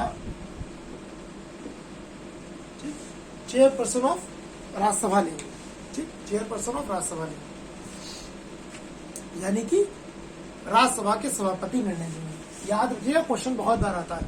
अगर दल बदल से संबंधित किसी चीज का प्रश्न है, अगर लोकसभा का सदस्य के संबंधित दल बदल का निर्णय है, तो कौन लेगा, लोकसभा के अध्यक्ष निर्णय लेंगे। अगर राज्यसभा के सदस्य से संबंधित चीज है, तो कौन लेंगे, राज्यसभा के सभापति उससे संबंधित निर्णय लेंगे। क्लियर, ये बिल्कुल दिमाग में बैठा लीजिएगा, बहुत बार प्रश्न आया, ठीक। इसके अलावा कुछ और भी क्लॉज हैं, कौन से, आइए देखते हैं, ठीक। वो है, आई होप जितना मैंने आपको इधर समझाया वो आपको समझ में आ गया होगा कि किस किस आधार पर व्यक्ति डिस्क्वालीफाई हो सकता है। तो क्या लोकसभा का यानी कि संसद का लोकसभा या राज्यसभा का सदस्य बनने की एलिजिबिलिटी है और क्या उसकी डिस्क्वालिफिकेशन है, किस चीजों में डिस्क्वालीफाई हो सकता है। कुछ तो संविधान ने नियम तय किए, जैसे ऑफिस ऑफ प्रॉफिट को नहीं होल्ड कर सकता, अगर वो इंडिया का सिटीजन नहीं है तो नहीं वो बन सकता, ठीक। इसके अलावा वो अगर संसद द्वारा बनाई गई किसी लॉ के द्वारा प्रोहिबिटेड है तो नहीं हो सकता, अगर वो इंडिया का सिटीजन नहीं है तो नहीं हो सकता, अगर वो दिवालिया है तो नहीं हो सकता, विकृत का है तो नहीं हो सकता। इसके अलावा कुछ क्लॉज हैं जो पीपल रिप्रेजेंटेटिव एक्ट के तहत है और कुछ क्लॉज वो हैं जो मैंने आपको एंटी डिफेक्शन में बताया। अब इसके अलावा कुछ और चीजें हैं, ठीक। किस स्थिति में सांसद महोदय का स्थान रिक्त हो सकता है चुने जाने के बाद भी। बड़े ध्यान से समझिएगा, पार्लियामेंट के सेक्शन से बहुत क्वेश्चन आते हैं, बहुत क्वेश्चन आते हैं और इंटरेस्टिंग भी है, ठीक। हमको पता चलता है, बोरिंग सेक्शन नहीं है, ठीक। ये तो आपने सुन लिया कि भाई किस किस आधार पर डिस्क्वालीफाई हो सकता है। कुछ और आधार है जिनकी में सांसद महोदय की जो सीट है ना वो खाली हो सकती है उनके चुने जाने के बाद भी, ठीक, रिक्त होना। कैसे? पहला क्लॉज है दोहरी सदस्यता, यानी कि कोई भी संसद का सदस्य, दोनों संसद के दो सदन हैं, राज्यसभा और लोकसभा, कोई भी एक सदस्य एक साथ दोनों सदन का सदस्य नहीं हो सकता। कोई भी एक सदस्य, ध्यान रख लीजिए, कोई ऐसा व्यक्ति वो राज्यसभा का या लोकसभा का एक साथ सदस्य नहीं हो सकता, ठीक, कि भाई साहब दोनों सदनों के एक साथ सदस्य हो। ऐसी परिस्थिति में अगर कोई व्यक्ति ऐसा है तो फिर उसके लिए भी कुछ क्लॉज है, किस स्थिति में किसकी कौन सी सदस्यता जा सकती है। चलिए देखते हैं। देखिए, अगर कोई व्यक्ति एक साथ दोनों सदनों के लिए चुन लिया जाता है, एक साथ दोनों सदनों के लिए अगर चुन लिया जाएगा तो क्या करना है? सिंपल तरीका, मानिए लोकसभा एक साथ चुना जाता है, यानी राज्यसभा और लोकसभा अगर दोनों के लिए चुन लिया गया तो उसको 10 दिन के भीतर, ये याद रखिएगा, अगर एक साथ चुना जाता है तो उसको 10 दिन के भीतर एक सीट का अपने चुनाव करना पड़ेगा कि वो किसका सदस्य होना चाहता है, लोकसभा का या राज्यसभा का। अगर वो 10 दिन के अंदर ये डिसाइड नहीं करता है तो फिर ऐसी परिस्थिति में उसकी राज्यसभा की सीट क्या हो जाएगी? खाली मान ली जाएगी। राज्यसभा की सीट क्या हो जाएगी? खाली मान ली जाएगी। यानी कि अगर कोई व्यक्ति एक साथ दोनों सदनों के लिए एक साथ चुना जाएगा तो 10 दिन के भीतर उसे सीट चुननी होगी। अगर उसने 10 दिन के भीतर अपनी सीट नहीं चुनी तो उसकी राज्यसभा की सीट हो जाएगी खाली। अब आ जाते हैं दूसरे क्लॉज पर। मानिए एक व्यक्ति एक सदन का सदस्य है, समझ रहे हैं आप? मानिए जैसे कोई व्यक्ति राज्यसभा का सदस्य है ऑलरेडी, ठीक, लेकिन पार्टी ने उसको, मैंने जो बोल रहा था मैं लिखने लगी, चलिए इसको समझते हैं ऐसे। मानिए कोई व्यक्ति जो है वो एक सदन का सदस्य है, मानिए राज्यसभा का सदस्य है, ठीक, और पार्टी ने उसको लोकसभा का भी टिकट दे दिया कि भाई आप खड़े होइए। अब वो ऐसा व्यक्ति लोकसभा का सदस्य का भी लिए खड़ा हो गया और जीत गया। अब क्या हो गया? अब तो फिर वो दोनों सदनों का सदस्य हो गया। राज्यसभा का पहले से ही था, लोकसभा के लिए चुन लिया गया। अब ऐसी परिस्थिति में क्या होगा? ऐसी परिस्थिति में उसको डिसाइड करना होता है कि वो किसका सदन रहेगा, ठीक। अगर उसने नहीं डिसाइड किया तो पहले सदन की सदस्यता उसकी ऑटोमेटिक खत्म हो जाएगी, क्योंकि ऐसा माना गया कि भाई ये व्यक्ति अपने पहले सदन की सदस्यता से संतुष्ट नहीं है, तभी तो उसने दूसरे सदन के लिए चुनाव लड़ा। यानी अगर कोई व्यक्ति एक सदन का पहले से सदस्य है और दूसरे सदन के लिए बाद में चुन लिया जाता है तो ऐसी स्थिति में उसकी पहले सदन की सदस्यता ऑटोमेटिक खत्म हो जाती है, ठीक। तीसरा क्लॉज क्या है? ठीक, तीसरा क्लॉज है अगर एक व्यक्ति एक ही सदन में 2 सीटों के लिए चुन लिया जाता है। आपको पता है अक्सर जो बड़े नाम होते हैं वो एक साथ 2 सीटों से चुनाव लड़ते हैं, ठीक। इम्पैक्ट के लिए भी होता है, ठीक। जैसे जैसे देखिए प्रधानमंत्री जी, जब 2014 के चुनाव थे तो प्रधानमंत्री जी 2 सीटों से चुनाव लड़े। एक तो उत्तर प्रदेश की बनारस सीट से, वाराणसी सीट से, और एक गुजरात की वडोदरा सीट से। याद होगा आप लोग को, दोनों जगह प्रधानमंत्री जी रिकॉर्ड मत से जीते थे, जीतेंगे ही, आपको पता है। तो भाई प्रधानमंत्री देश के सबसे लोकप्रिय व्यक्ति होते हैं, तो लोकप्रिय व्यक्तित्व, कैरिस्मेटिक व्यक्तित्व, तो दोनों जगह जीते। अब ऐसी परिस्थिति में क्या होगा, भाई बनारस के भी मेंबर हो गए और कहाँ के, वह वडोदरा के भी हो गए। अब उनको जो है समय दिया जाता है, कितने दिन का, 14 दिन का समय दे दिया जाता है कि भाई 14 दिन में आप एक सीट डिसाइड कर लो अपनी। अगर आपने 14 दिन के भीतर अपनी एक सीट डिसाइड नहीं की कि आप किस क्षेत्र से सदस्य रहना चाहते हैं, यानी आप किस क्षेत्र का प्रतिनिधित्व करना चाहते हैं, अगर ये आपने डिसाइड नहीं किया तो फिर आपकी दोनों सीटों को रिक्त मान लिया जाता है। 14 डेज के अंदर अगर आपने अपनी सीट डिसाइड नहीं की, जैसे मानिए प्रधानमंत्री जी हुए 2014 में, इस बार तो एक ही जगह से लड़े थे, बनारस से और वडोदरा से। अगर मानिए प्रधानमंत्री 14 दिन के भीतर दोनों सीटों को डिसाइड ना करते तो उनकी दोनों सीटों से रिक्त मान लिया जाता है, ठीक। एक ये क्लॉज होता है। इस क्लॉज में भी सीट रिक्त हो सकती है। तो एक क्लॉज पहला क्या था, अगर एक साथ दोनों सदनों के लिए चुन लिया जाए तो 10 दिन के भीतर बताना होगा, नहीं तो राज्यसभा की सीट कैंसिल। अगर पहले से एक सदन का सदस्य है और दूसरे के लिए चुन लिया गया तो फिर माना जाता है कि भाई पहले सदन से संतुष्ट नहीं है, उसकी पहले सदन की सत्ता ऑटोमेटिक खत्म। एक सदन के लिए एक साथ 2 सीटों से चुन लिया जाए तो 14 दिन के अंदर सीट डिसाइड कर लीजिए, अन्यथा आपकी दोनों सीटें रिक्त मान ली जाएंगी। चौथा क्लॉज ये है कि भैया अगर एक व्यक्ति एक ही समय पर संसद या विधानमंडल दोनों के लिए चुन लिया जाता है, ठीक, एक साथ संसद या विधानमंडल दोनों का सदस्य नहीं रह सकता, एक साथ संसद या विधानमंडल दोनों का सदस्य नहीं रह सकता, नहीं रह सकता, जैसे नहीं रह सकता, ठीक। क्यों? अगर ऐसा है तो 14 दिन के भीतर आपको अपनी जो है सीट डिसाइड करनी पड़ेगी। कितनी दिन के अंदर? 14 दिन के अंदर। नहीं तो आपकी जो संसद की सीट है उसको खाली मान लिया जाएगा। भाई कैसे? मानिए, अब स्वाभाविक बात है, जो कोई संसद का सदस्य होगा वो विधानमंडल का तो चुनाव लड़ेगा नहीं, लेकिन लड़ते भी हैं। जैसे उत्तर प्रदेश में जो हमारे इसमें माननीय मुख्यमंत्री जी हैं श्री योगी आदित्यनाथ जी, आपको पता है ये गोरखपुर लोकसभा निर्वाचन क्षेत्र से सांसद जो है कई बार से चुनकर आ रहे थे, तो ये विधानमंडल का कोई चुनाव नहीं लड़ेगा। लेकिन जो 2017 में उत्तर प्रदेश के चुनाव हुए तब उसके पश्चात जो है जब 2017 के पश्चात क्या हुआ, इनको उत्तर प्रदेश का मुख्यमंत्री निश्चित किया गया कि अब उत्तर प्रदेश के मुख्यमंत्री श्री योगी आदित्यनाथ जी बनेंगे। अब जब उत्तर प्रदेश का उनको मुख्यमंत्री बनना है तो जाहिर सी बात है उनको विधानमंडल का तो सदस्य बनना ही पड़ेगा, ठीक। उत्तर प्रदेश में चूंकि 2 सदन है तो विधान परिषद या विधानसभा दोनों में से किसी एक का सदस्य बनना पड़ेगा। अब अगर वो दोनों में से किसी एक का सदस्य बनेंगे तो साथ में उनकी लोकसभा की भी सदस्यता, तो अब तो उनको त्यागपत्र देना ही पड़ेगा। तो उन्होंने फिर लोकसभा की सीट से त्यागपत्र दिया और तत्पश्चात उन्होंने विधान परिषद की सदस्यता ग्रहण की, और विधान परिषद की सदस्यता ग्रहण करने के पश्चात फिर वो जो है अपना कार्यभार करते हैं। तो ठीक है, अब मानिए कोई व्यक्ति पहले से ही विधायक है, ठीक, होता है ऐसे।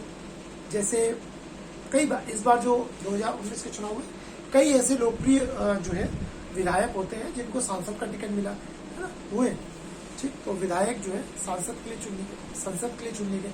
अब उनको 14 दिन के भीतर अपनी सीट जो है विधानसभा वाली खाली करनी पड़ेगी, ठीक, नहीं तो उनको संसद की सीट उनकी खाली मान ली जाएगी, ठीक। तो ये भी क्लॉज है। अच्छा, कोई ऐसा व्यक्ति भी संसद का सदस्य हो सकता है जो दोनों में से किसी सीट पर ना चुना गया हो, मैं बताया था आपको, है ना, लेकिन उसके लिए क्या 6 महीने के भीतर हो सकता है, ठीक। चलिए, इसके अलावा किस उसमें जा सकती है किसी व्यक्ति की सीट, ये तो आपने देख ली, ये तो होगा दोहरी सदस्यता, है ना, किस स्थिति में, यानी कि दोहरी सदस्यता किसी भी स्थिति में किसी व्यक्ति की नहीं हो सकती। ठीक ठीक। उसके अलावा निर्भरता पे बात होगी। उसके अलावा पद त्याग, अगर कोई व्यक्ति अपनी इच्छा से पद त्याग दे, यानी कोई सदस्य अपनी इच्छा से अपना रेजिग्नेशन दे दे, तब वो उसकी सीट खाली हो सकती है। दोहरी सदस्यता हो गई, दल बदल वाला हो गया। ठीक। उसके बाद अपनी इच्छा से अगर वो पद त्याग कर रहा है तब हो गया। इसके अलावा एक क्लॉज है अनुपस्थिति, एब्सेंस। अगर कोई सांसद महोदय, ध्यान रख लीजिएगा, बहुत बार क्वेश्चन आया है, अगर कोई सांसद महोदय लगातार 60 दिन तक अनुपस्थित रहते हैं बिना सदन को बताए, तो उनकी सदस्यता क्या हो जाएगी, समाप्त हो जाएगी। तो उनकी सदस्यता समाप्त हो जाएगी, है ना। ये याद रखिएगा, 60 दिन याद रखिएगा, समाप्त हो जाएगी। भाई 60 दिन तक अगर वह बिना बताए संसद से अनुपस्थित रहे तो उनकी सदस्यता क्या हो जाएगी, वह हो जाएगी समाप्त। इसके अलावा कुछ और क्लॉज है।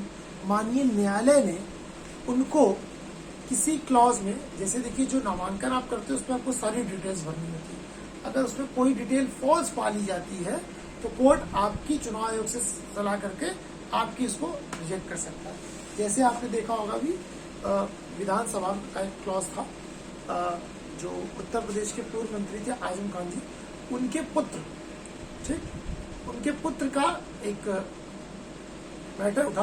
बोला गया कि इन्होंने फॉल्स पेपर लगा के, बर्थ सर्टिफिकेट लगा के चुनाव लड़े, ये अभी 25 साल की आयु पूरी कर ही नहीं पाए। अब चूंकि उस शपथ पत्र पे आजम खान और उनकी पत्नी के भी हस्ताक्षर थे, तो माना गया, जब सारी चेकिंग हुई तो पा लिया गया कि हाँ वो दस्तावेज न्यायालय में जो है फर्जी दस्तावेज लगे थे उनकी आयु के, वो अभी 25 वर्ष पूरे ही नहीं किए थे, वो जाली बर्थ सर्टिफिकेट बना था, तो उनकी सदस्यता खत्म हुई। और जाली सर्टिफिकेट लगवाने और उस पर हस्ताक्षर करने के आरोप में आजम खान और उनकी पत्नी को भी सजा जो है प्राप्त हुई। तो इस स्थिति में भी जो है वो किया जा सकता। तो यानी कि अगर किसी व्यक्ति की संसद की सदस्यता समाप्त हो सकती है अगर उसको न्यायालय द्वारा, मैंने ये तो आपको आजम खान के पुत्र वाला जो है वो विधानसभा का एग्जाम्पल दिया, लोकसभा भी यही होता है, ठीक। अगर कोई ऐसा करता है तो उसकी संसद चली जाएगी। तो अगर न्यायालय ने उसको किसी चीज में जो है उस चुनाव को अमान्य ही मान लिया, गलत तरीके से चुन के आया, या फिर उसे सदन द्वारा निष्कासित कर दिया गया, तो भी उसकी सदस्यता चली जाएगी। या फिर उसे अगर ऐसा व्यक्ति जो संसद का सदस्य है उसी का राष्ट्रपति या उपराष्ट्रपति चुन लिया जाता है तो भी उसकी सदस्यता चली जाएगी। तो ऐसे कुछ क्लॉज हैं जिसमें जो है फला व्यक्ति की सदस्यता जा सकती है। तो ये हम लोग ने डिटेल में देखा कि कैसे संसद के यानी कि लोकसभा की चुनाव प्रणाली होती है, सांसद कैसे चुन के आते हैं, सांसद की क्या एलिजिबिलिटी होती है, सांसदों की क्या डिस्क्वालिफिकेशन होती है, सांसदों के लिए क्या दल बदल के कानून है, सांसदों के लिए क्या दोहरी सदस्यता के कानून है। तो इन सारी चीजों पे हमने डिटेल में चर्चा की। अब हम आते हैं लोकसभा की सबसे प्रमुख पदाधिकारियों में एक लोकसभा के अध्यक्ष, जो लोकसभा की समस्त कार्रवाइयों का संचालन करते हैं, है ना। भाई लोकसभा की संचालन कैसे होगा, तो यानी कि संसद के पीठासीन अधिकारी। तो अगली हेडिंग हम लोग क्या डालेंगे, संसद के पीठासीन अधिकारी, है ना, क्योंकि चाहे लोकसभा हो चाहे राज्यसभा हो, उनकी अध्यक्षता या उनका संचालन कौन करेगा, संसद के पीठासीन अधिकारी, ठीक।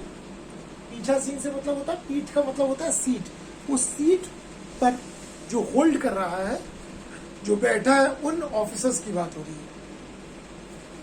तो संसद के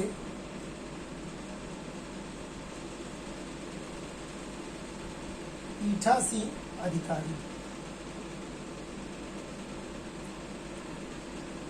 संसद के पीठासीन अधिकारी, ठीक। अब सबसे पहला जो इसमें प्रमुख अधिकारी है संसद का। देखिए 2 सदन है, लोकसभा और राज्यसभा। तो सबसे पहले चर्चा करते हैं हम लोग लोकसभा की। तो लोकसभा में कौन है? लोकसभा अध्यक्ष, जिसको आप स्पीकर भी बोलते हैं। लोकसभा अध्यक्ष ऑब्लिक स्पीकर, दोनों एक ही चीज है। देखिए लोकसभा के अध्यक्ष को हमेशा हम लोग क्या बोलते हैं? स्पीकर। और राज्यसभा के सभापति को हम लोग बोल देते हैं चेयरपर्सन, जो कि वाइस प्रेसिडेंट होता है। तो स्पीकर। आइए तो सबसे पहले देखते हैं कि लोकसभा का अध्यक्ष का चुनाव कैसे होता है। ठीक, क्या इसका सिस्टम होता है, कैसे क्या सारी चीजें होती है। ठीक, देखिए लोकसभा के जो अध्यक्ष का निर्वाचन होता है, यानी कि जो उसका इलेक्शन होता है लोकसभा के अध्यक्ष का, वो कैसे होता है? जो भी सदस्य लोकसभा के लिए चुन कर आते हैं, यानी कि जो भी लोकसभा सदस्य यानी कि लोकसभा के जो सांसद महोदय होते हैं, उन्हीं में से किसी एक व्यक्ति को लोकसभा का अध्यक्ष चुना जाता है। लोकसभा का अध्यक्ष हमेशा सत्तारूढ़ पार्टी का होता है।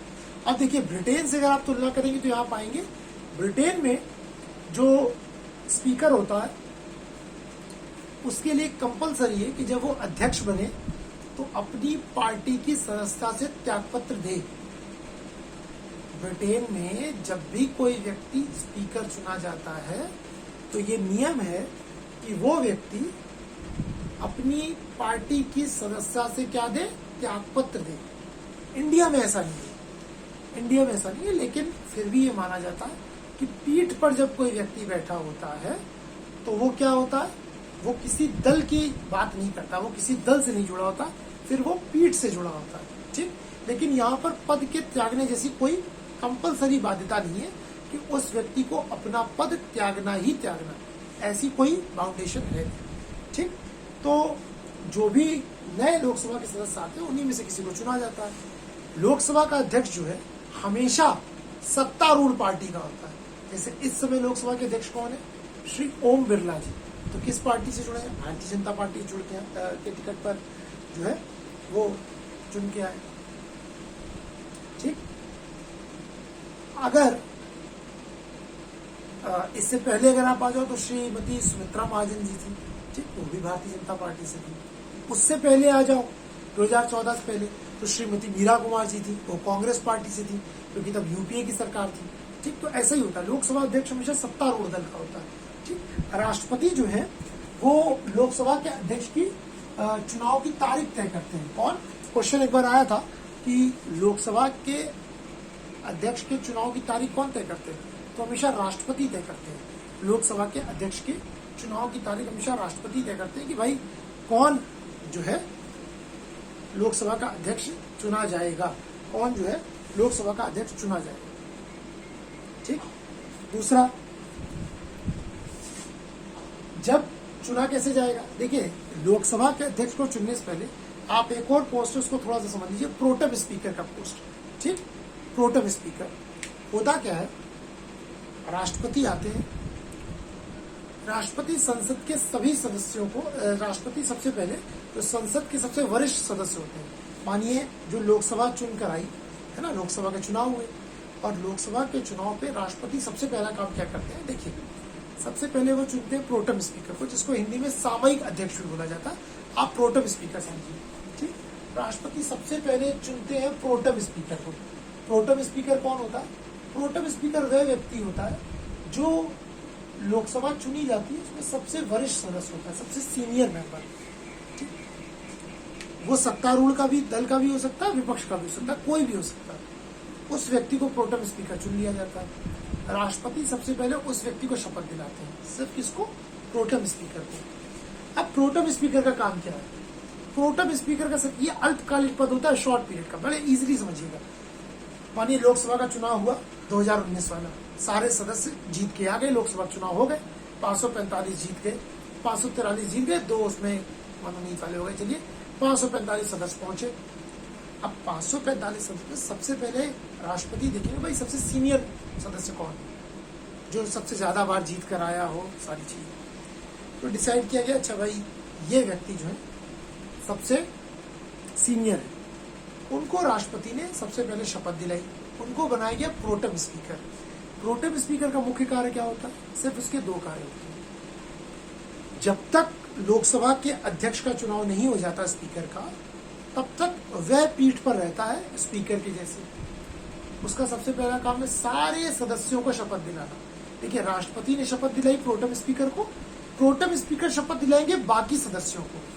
बाकी सदस्यों को शपथ दिलाने के पश्चात प्रोटेम स्पीकर क्या करते हैं?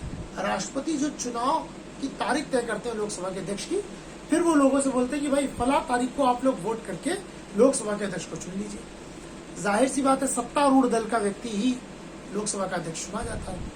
तो जैसे ही लोकसभा का अध्यक्ष चुनकर आता है, प्रोटेम स्पीकर का काम हो जाता है उसी क्षण से खत्म। तो समझ गया, सबसे पहला काम है राष्ट्रपति करेंगे प्रोटेम स्पीकर का चुनाव, प्रोटेम स्पीकर सारे लोकसभा के सदस्यों को शपथ दिलाएंगे, ठीक। उसके पश्चात वो लोकसभा के अध्यक्ष का चुनाव कराएंगे। जैसे ही लोकसभा के अध्यक्ष का चुनाव होगा, प्रोटेम स्पीकर का रोल खत्म, ठीक। अच्छा, इसमें एक चीज ध्यान दीजिएगा, लोकसभा के अध्यक्ष की यानी लोकसभा के स्पीकर की कोई अलग से शपथ नहीं होती। वो सिर्फ सिंपल लोकसभा के सदस्य के रूप में शपथ लेता है। वो सिंपली लोकसभा के सदस्य के रूप में शपथ लेता है, ठीक। तो लोकसभा का जो स्पीकर होता है उसकी कोई अलग से शपथ नहीं होती।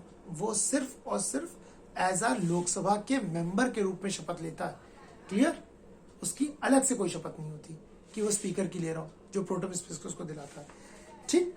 अब चुने जाने के पश्चात वो उसके कार्य क्या होते हैं? वो समस्त लोकसभा की कार्रवाइयों का संचालन करता है ना। जब लोकसभा की कार्रवाई होगी तो पूरे सदन की अध्यक्षता वही करता है, ठीक। पीठ पे होगा, संचालन वही करता है ना। उसका कार्य है कि किस प्रकार से पूरी सदन की कार्रवाई को कराया जाए, ठीक।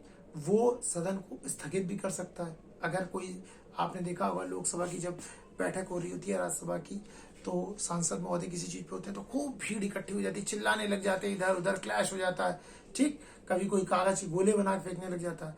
तो अगर कोई ऐसी स्थिति होती है तो लोकसभा क्या जो स्पीकर है वो सदन को क्या कर देते हैं? स्थगित कर देते हैं। कभी कभी 2 दिन के लिए, 3 दिन के लिए, कभी कभी अनिश्चित काल के लिए भी स्थगित कर देते हैं, भी बताऊंगा आगे, ठीक। अगर कुछ मेंबर ज्यादा परेशान कर होते वेल तक आ जाते हैं तो राइट है उनको, वो 1 या 2 दिन के लिए भी, आपने देखा होगा पहले सुमित्रा महाजन जी ने पिछली लोकसभा कार्यकाल में कुछ 6 या 7, 8 सदस्य थे जो बहुत ज्यादा किसी मुद्दे पे विवाद करते करते वेल के पास आ गए थे। तो पीठ की एक गरिमा होती है ना, तो वहां तक आ गए थे। तो फिर वहां पर जो है उनको 2 या 3 दिन के लिए वो कर दिया था कि ये भाई ऐसा है, 2 या 3 दिन तक किसी भी संसद सदन की बैठक में कार्रवाई में भाग नहीं ले सकते। तो उसका बड़ा जो है विरोध होने लगा, ठीक।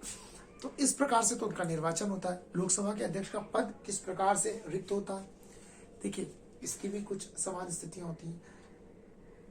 मानिए अगर वह सदन का सदस्य ही नहीं रह गया तो फिर वो लोकसभा का अध्यक्ष भी नहीं बन सकता। मानिए उसने अपनी इच्छा से अपने, देखिए एक तो अपने पद से त्याग दे दे कि भाई मैं स्पीकर के पद का दायित्व नहीं निर्वाह कर सकता हूं, एक तो ये हो गया, इस स्थिति में उसका पद रिक्त हो जाएगा। दूसरा, उसने बोला कि भाई अब मैं सदन का ही सदस्य नहीं रहना चाहता, मेरी कुछ तकलीफें, किसी के व्यक्तिगत कारण होते हैं, स्वास्थ्य कारण होते हैं, अगर किसी भी प्रकार से उसने सदन की सदस्यता ही से त्याग पत्र दे दिया, अब अगर सदन का ही सदस्य नहीं है तो लोकसभा का अध्यक्ष तो हो ही नहीं सकता। तो इस परिस्थिति में भी उसका पद रिक्त हो जाता है, ठीक। या फिर वह, अच्छा, जो भी वह अपना त्याग पत्र देगा वो किसको देगा? लोकसभा के उपाध्यक्ष को, याद रखिएगा, वह अपना त्याग पत्र लोकसभा के उपाध्यक्ष को देगा, ठीक।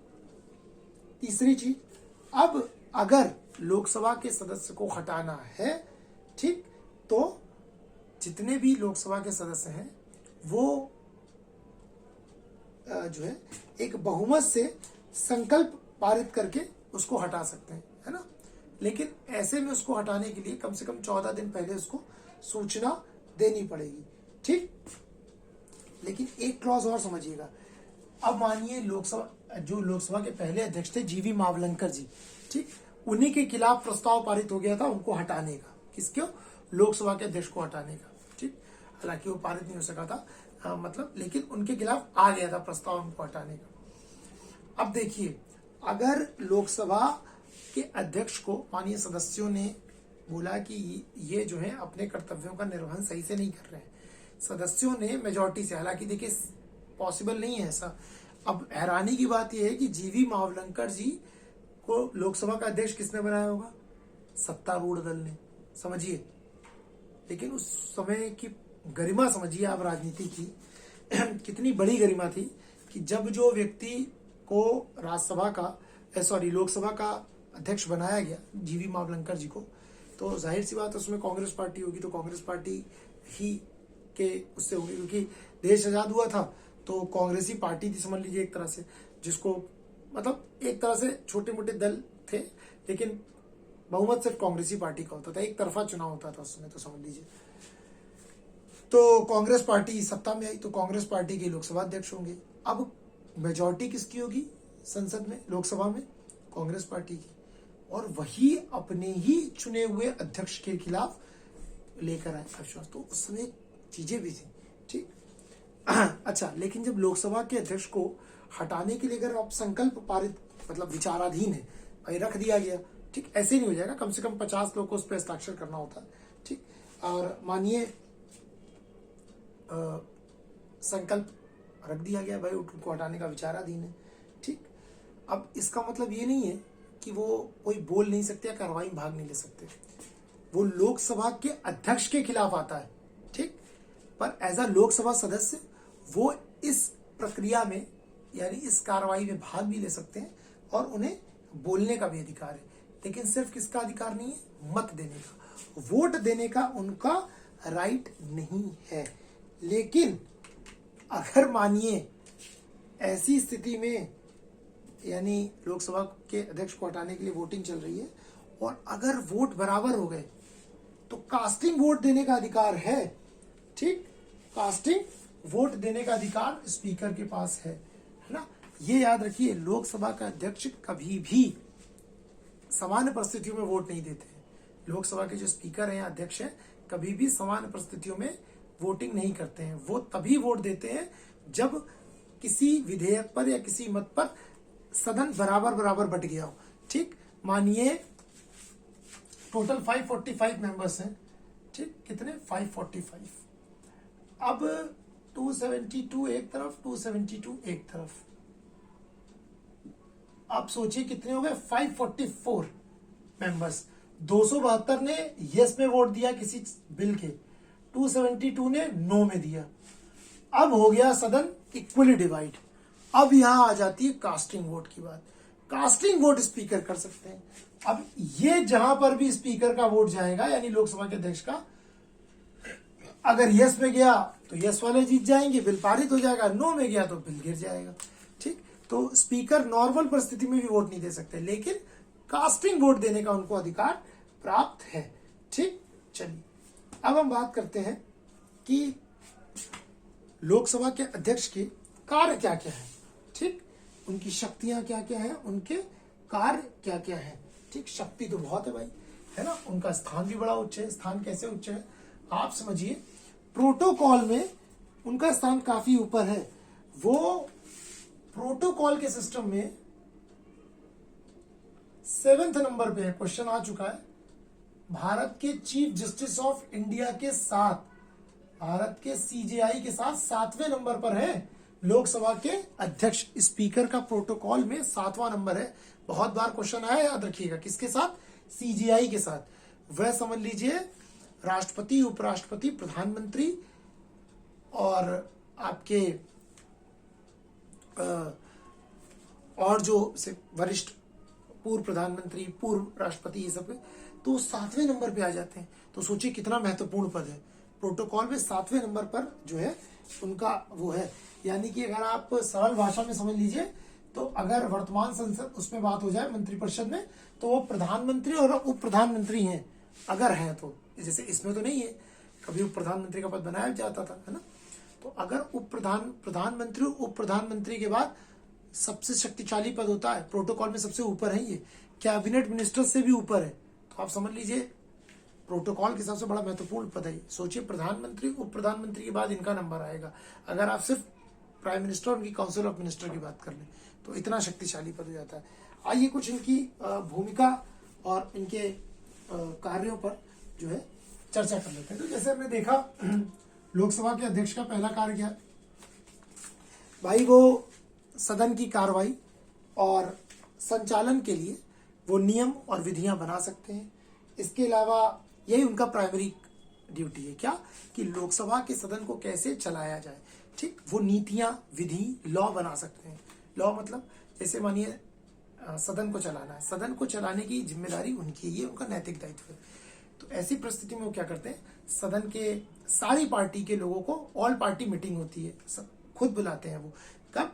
लोकसभा के सदन चालू होने से पहले अध्यक्ष बुलाते हैं कि भाई देखिए सदन को हमें अच्छे से चलाना है, सबको मिलजुल के चलाना है ना, लोकतंत्र है ये वो, आप अपनी बात को रखिए, तरीका होना चाहिए, सारी चीजें। तो लोकसभा के सदन को चलाने की जिम्मेदारी चूंकि उनकी होती है, लोकसभा के अध्यक्ष की, है ना। आप देखिए वही डिसाइड करते हैं कि कौन मेंबर कितना बोलेगा, किसका कितना टाइम है, किसको कितनी छूट है, क्या चीज रिकॉर्ड होगी, क्या चीज नहीं रिकॉर्ड होगी। कभी कभी कोई मेंबर इतर बात करने लग जाते तो वो डांट देते हैं, बोलते हैं nothing will record in it, कुछ भी इसमें रिकॉर्ड नहीं किया जाएगा। तो ये उनके पास राइट है, किसको शामिल करें, किसको शामिल ना करें। ठीक, ये सारी चीजें उनकी क्लॉज में जुड़ी हुई। ठीक, उसके अलावा ठीक सदन के भीतर अगर जैसे जो लोकसभा सदस्य अध्यक्ष हैं वो सदन के भीतर भारत के संविधान की, लोकसभा की प्रक्रिया, कार्य संचालन और नियम के अंतिम व्याख्याकार होते हैं, यानी उनकी बात को ही सही माना जाता है।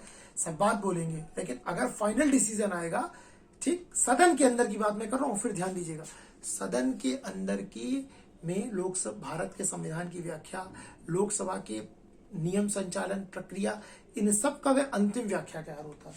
इसके साथ साथ वो कोरम के अभाव में, कोरम क्या होता है देखिए, लोकसभा याद रखिएगा, कोरम व्यवस्था क्या होती है, लोकसभा की कोई भी कार्रवाई, लोकसभा या राज्यसभा हो, अगर 1/10 मेंबर से कम है, ये कोरम होता है।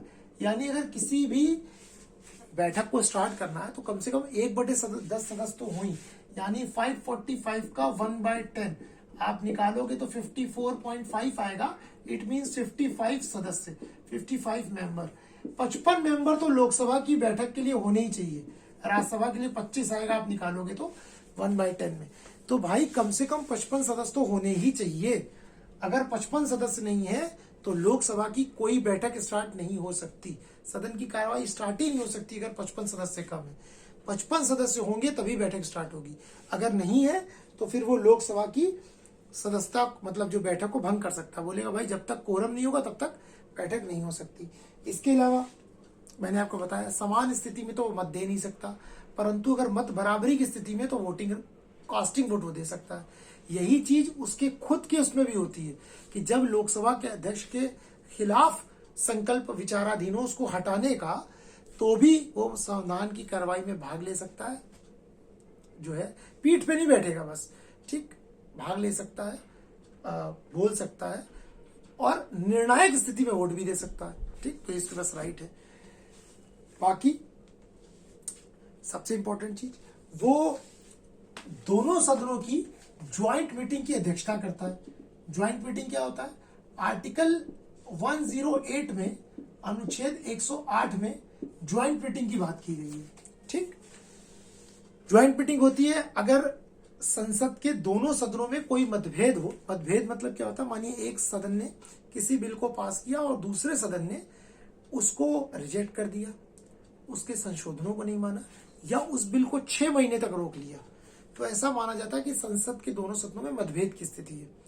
तो राष्ट्रपति जो है संसद की ज्वाइंट मीटिंग को बुलाते हैं, लेकिन उसकी अध्यक्षता हमेशा लोकसभा का अध्यक्ष करता है। कौन करता है? लोकसभा का अध्यक्ष। तो याद रखिएगा, संसद के संयुक्त बैठक जिसको आप ज्वाइंट मीटिंग कहते हो, जिसका वर्णन संविधान के अनुच्छेद 108 में है, उसकी अध्यक्षता हमेशा लोकसभा का अध्यक्ष करता है। दूसरी चीज, बुलाता कौन है ज्वाइंट मीटिंग? फिर सुन लीजिए, ज्वाइंट मीटिंग को बुलाते हैं राष्ट्रपति और उसकी अध्यक्षता हमेशा लोकसभा का अध्यक्ष करता है। ठीक, किसी भी परिस्थिति अगर लोकसभा का अध्यक्ष पीठ पर नहीं है तो लोकसभा का उपाध्यक्ष करेगा, वो नहीं है तो पीठासीन सदस्यों में कोई भी एक करेगा। किसी भी परिस्थिति में उपराष्ट्रपति यानी कि राज्यसभा का चेयरपर्सन अध्यक्षता ज्वाइंट मीटिंग की नहीं कर सकता। क्यों? क्योंकि वह संसद का सदस्य नहीं होता है। बिल्कुल ध्यान रख लीजिएगा इस चीज का। और वो क्या करता है, ठीक, वो एक सदन के नेता के आग्रह करने पर वो एक सीक्रेट मीटिंग बुला सकता है, ठीक, वो एक सीक्रेट मीटिंग बुला सकता है, ठीक। इसके अलावा जो उसका सबसे इंपॉर्टेंट रोल है, कोई विधेयक, कोई भी बिल मनी बिल है या फाइनेंस बिल है, यानी कि वित्त विधेयक, धन विधेयक है या वित्त विधेयक है, इसका निर्णय हमेशा कौन करता है, स्पीकर ही करता है, यानी लोकसभा का अध्यक्ष। कोई विधेयक धन विधेयक है या वित्त विधेयक है, इसका निर्णय हमेशा कौन करता है, लोकसभा के अध्यक्ष महोदय ही करते हैं, ठीक। कौन करता है, हमेशा लोकसभा के अध्यक्ष यानी कि स्पीकर ही करते हैं। इसके अलावा 10वीं अनुसूची के तहत, यानी कि दो दल बदल से संबंधित निर्णय, मैंने आपको पीछे बताया था, दल बदल से संबंधित निर्णय भी कौन लेता है, अगर लोकसभा का मैटर है तो स्पीकर ही लेगा, यानी लोकसभा का अध्यक्ष। तो ये इसकी पावर है, आप सुनते जाइए, यानी कि वह सदन की संचालन करता है, उसकी अध्यक्षता करता है, उसको स्थगित कर सकता है, ठीक, कास्टिंग वोट दे सकता है, ज्वाइंट मीटिंग की अध्यक्षता करता है, सीक्रेट मीटिंग बुला सकता है, सदन के भीतर लोकसभा की सारी कार्रवाइयों, संविधान की व्याख्या करने का अंतिम व्याख्याकार होता है, ठीक। वह धन विधेयक और या कोई विधेयक धन विधेयक या वित्त विधेयक है, इसका निर्णय वही लेता है। दल बदल से संबंधित सभी निर्णय स्पीकर के आधार पर दिए जाते हैं, ठीक। इसके अलावा उसकी एक और राइट है कि संसद के सभी समितियों के सभापति को वही नियुक्त करता है। पार्लियामेंट की जितनी कमिटीज बनती हैं, संसद की सभी समितियों, जितनी कमिटीज, जिसको अभी मैं आपको नेक्स्ट क्लास में पढ़ाऊंगा, सभी समितियों, संसद की सभी समितियों के सभापति को क्या करता है, वो नियुक्त करता है। संसद की सभी समितियों के सभापति को नियुक्त करता है, वो संसद की सभी समितियों के सभापति को नियुक्त करता है, ठीक। संसद की सभी समितियों के सभापति को नियुक्त करता है, ठीक। तो ये कुछ क्लॉज है लोकसभा के अध्यक्ष की, ठीक। ये कुछ क्लॉज है लोकसभा के अध्यक्ष की, ठीक। अब कुछ क्लॉज है लोकसभा के उपाध्यक्ष और राज्यसभा का सभापति, हम लोग यानी वाइस प्रेसिडेंट को देख ही चुके हैं। संसद की कार्रवाई और सारी चीजें कैसी होती हैं, ये हम अपनी नेक्स्ट क्लास में चर्चा करेंगे, ठीक। तो आशा करता हूं कि लोकसभा से संबंधित आपको सभी चीजें क्लियर हो गई होंगी, ठीक। तो जो है बाकी चीजें थोड़ा सा लोकसभा के उपाध्यक्ष पर बस चर्चा कर लेते हैं, है ना। देखिए, लोकसभा का जो उपाध्यक्ष होता है उसका चुनाव भी राष्ट्रपति ही जो है तारीख निर्धारित करते हैं, है ना। जब भी लोकसभा के अध्यक्ष चुना जाते हैं, उसके बाद लोकसभा के उपाध्यक्ष को चुना जाता है। 10वीं लोकसभा तक सिस्टम ये था कि अध्यक्ष और उपाध्यक्ष दोनों सत्तारूढ़ दल के होते थे, लेकिन 11वीं लोकसभा से एक क्लॉज बना कि उपाध्यक्ष हमेशा विपक्ष से चुनकर आते हैं, उपाध्यक्ष हमेशा विपक्ष से चुनकर आते हैं, ठीक। तो जब भी लोकसभा के अध्यक्ष अपनी पीठ पर नहीं बैठे होंगे, उस समय लोकसभा की अध्यक्षता हमेशा लोकसभा के उपाध्यक्ष करते हैं, ठीक, ठीक। हमेशा कौन करेंगे, लोकसभा के उपाध्यक्ष करेंगे। अगर लोकसभा के उपाध्यक्ष भी नहीं है तो फिर जो 10 सदस्यों की एक समिति बनती है, पैनल होता है, उसमें से कोई व्यक्ति उसकी अध्यक्षता करेगा। अच्छा, अगर लोकसभा के अध्यक्ष अपनी पीठ पर नहीं है और जब लोकसभा के उपाध्यक्ष पीठ पर बैठेंगे तो उनको वो सभी अधिकार प्राप्त होंगे जो लोकसभा के अध्यक्ष को, यानी उस पीठ पर जो भी व्यक्ति बैठा होगा वो बिल्कुल लोकसभा के अध्यक्ष की तरह बिहेव करेगा, ठीक। तो लोकसभा के जो है अध्यक्षता उपाध्यक्ष कब करते हैं, जब लोकसभा के अध्यक्ष पीठ पर विराजमान नहीं होते हैं, उस परिस्थिति में, ठीक। दूसरा, इनको हमेशा मैंने बताया संसद लोकसभा के सदस्य इनका चुनाव करते हैं। अक्सर विपक्ष का कोई जो है, ऑपोजिशन का कोई जो है लीडर को उपाध्यक्ष का पद प्रदान किया जाता है। 11वीं लोकसभा से कल्चर चल रहा था, ठीक। इनका भी वही है कि ये अपने त्यागपत्र अध्यक्ष को सौंप सकते हैं, लोकसभा अध्यक्ष को अगर अपना त्यागपत्र सौंपना है तो वो उपाध्यक्ष को सौंपेंगे, उपाध्यक्ष को अगर अपना त्यागपत्र सौंपना है तो वो अध्यक्ष को सौंपेंगे। ठीक, इसके अलावा पर ये याद रखना है कि जो लोकसभा का उपाध्यक्ष है वो कभी भी लोकसभा के अध्यक्ष का सबऑर्डिनेट नहीं होता है। ये क्वेश्चन एक बार आया था, क्या लोकसभा का उपाध्यक्ष लोकसभा के अध्यक्ष के अधीनस्थ होता है? नहीं, लोकसभा का उपाध्यक्ष लोकसभा के अध्यक्ष के अधीनस्थ नहीं होता है। वह सिर्फ और सिर्फ लोकसभा के प्रति जो है जिम्मेदार होता है, उत्तरदायी होता है, ना कि लोकसभा के अध्यक्ष के प्रति, ना उसका अधीनस्थ होता है। ठीक, हाँ, लेकिन एक स्पेशल राइट होता है, बाकी तो कोई बहुत ज्यादा वो नहीं है, बस सिंपल सी चीजें हैं कि जब लोकसभा का अध्यक्ष पीठ पर नहीं होगा तो वो सारी काम जो मैंने आपको अध्यक्ष के में बताए हैं वो सारे काम उपाध्यक्ष कर सकता है। हाँ, एक स्पेशल राइट होता है, अगर लोकसभा के उपाध्यक्ष को संसद की किसी भी कमेटी का अध्यक्ष बना दिया जाता है या सदस्य बना दिया जाता है, अगर डिप्टी स्पीकर को, लोकसभा के उपाध्यक्ष को पार्लियामेंट की किसी भी कमेटी का चेयरपर्सन अपॉइंट कर दिया जाता है तो ऑटोमेटिक वो, यानी स्वाभाविक रूप से वो उस समिति का क्या हो जाता है? अध्यक्ष बन जाता है, सभापति बन जाता है। ठीक, तो ये जो है लोकसभा के अध्यक्ष के कुछ जो है चीजें हैं। ठीक, तो उपाध्यक्ष की कुछ चीजें,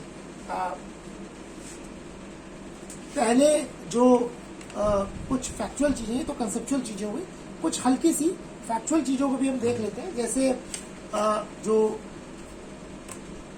भारत में जो है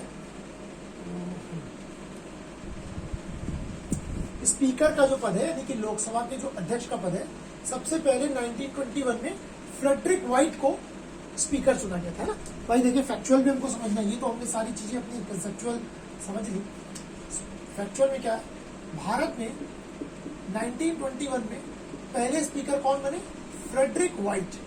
अब चूंकि ये आपको पता है एक अंग्रेज थे, फ्रेडरिक व्हाइट, तो पहले भारतीय के रूप में विट्ठल भाई पटेल, सरदार वल्लभ भाई पटेल जी के भाई थे, विट्ठल भाई पटेल पहले भारतीय थे जिनको पहले भारतीय स्पीकर थे।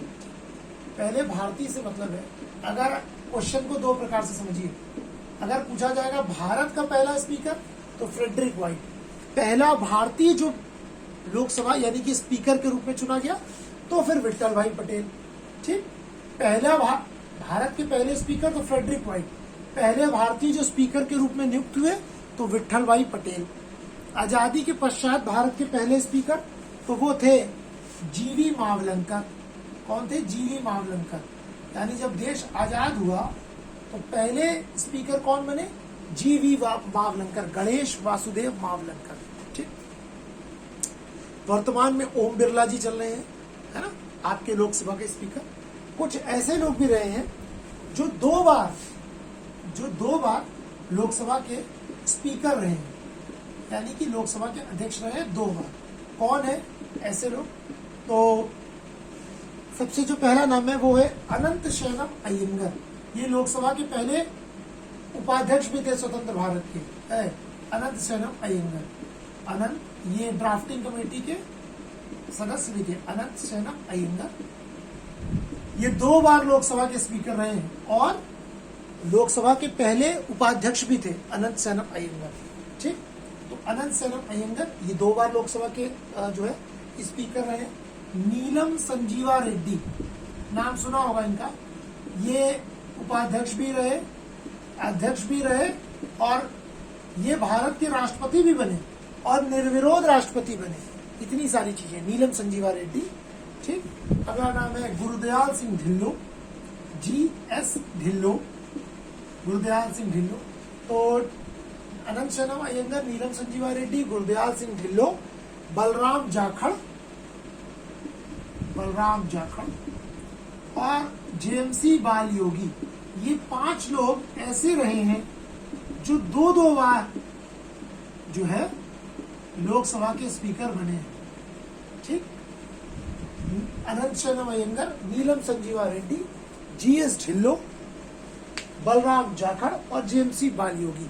ये ऐसे लोग रहे हैं जो दो बार लोकसभा के स्पीकर रहे हैं। कुछ ऐसे लोग भी रहे जिनके खिलाफ स्पीकर रहे, जिनके खिलाफ उनको हटाने का जो है प्रस्ताव पारित किया गया, अविश्वास प्रस्ताव। मैंने आपको बताया एक नाम, सबसे पहले जो स्पीकर थे भारत के, आजाद भारत के, जीवी मावलंकर। सबसे पहले तो उन्हीं के खिलाफ अविश्वास प्रस्ताव आ गया, मावलंकर 1954 में पहला अविश्वास प्रस्ताव इन्हीं के खिलाफ आ गया। दूसरा आया हुकुम सिंह के खिलाफ 1966 में।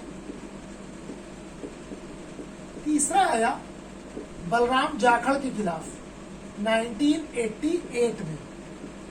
तो ये आपकी कुछ फैक्चुअल चीजें हैं स्पीकर से रिलेटेड। मैं फिर से क्विक रिवीजन करा दे रहा हूं। भारत के पहले स्पीकर फ्रेडरिक वाइट, पहले भारतीय जो स्पीकर के रूप में चुने गए विट्ठल भाई पटेल। स्वतंत्र भारत के पहले स्पीकर जीवी मावलंकर।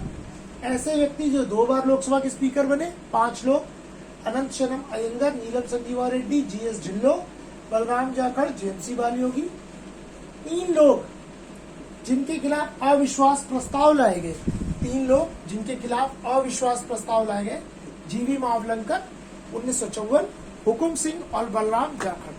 तो ये आपका लोकसभा की सारी निर्वाचन प्रणाली, लोकसभा के अध्यक्ष, उनके कार्य, उनकी शक्तियां, उनका निर्वाचन, उनका त्यागपत्र, लोकसभा के उपाध्यक्ष, इस सारी चीजों को हमने समझ लिया। राज्यसभा कल ही हम समझ चुके थे। अब हम संसद की कार्रवाई कैसे होती है, संसद की समितियां क्या क्या होती हैं, ये सारी चीजें हम नेक्स्ट क्लास में देखेंगे। आई होप आपकी क्लास में आपको जितनी चीजें समझाएंगी इजिली समझ में आ गई होंगी। ठीक, और इस पोर्टल पर जुड़े रहने के लिए और मुझको अपना समय देने के लिए बहुत बहुत धन्यवाद। थैंक यू वेरी मच और जय हिंद।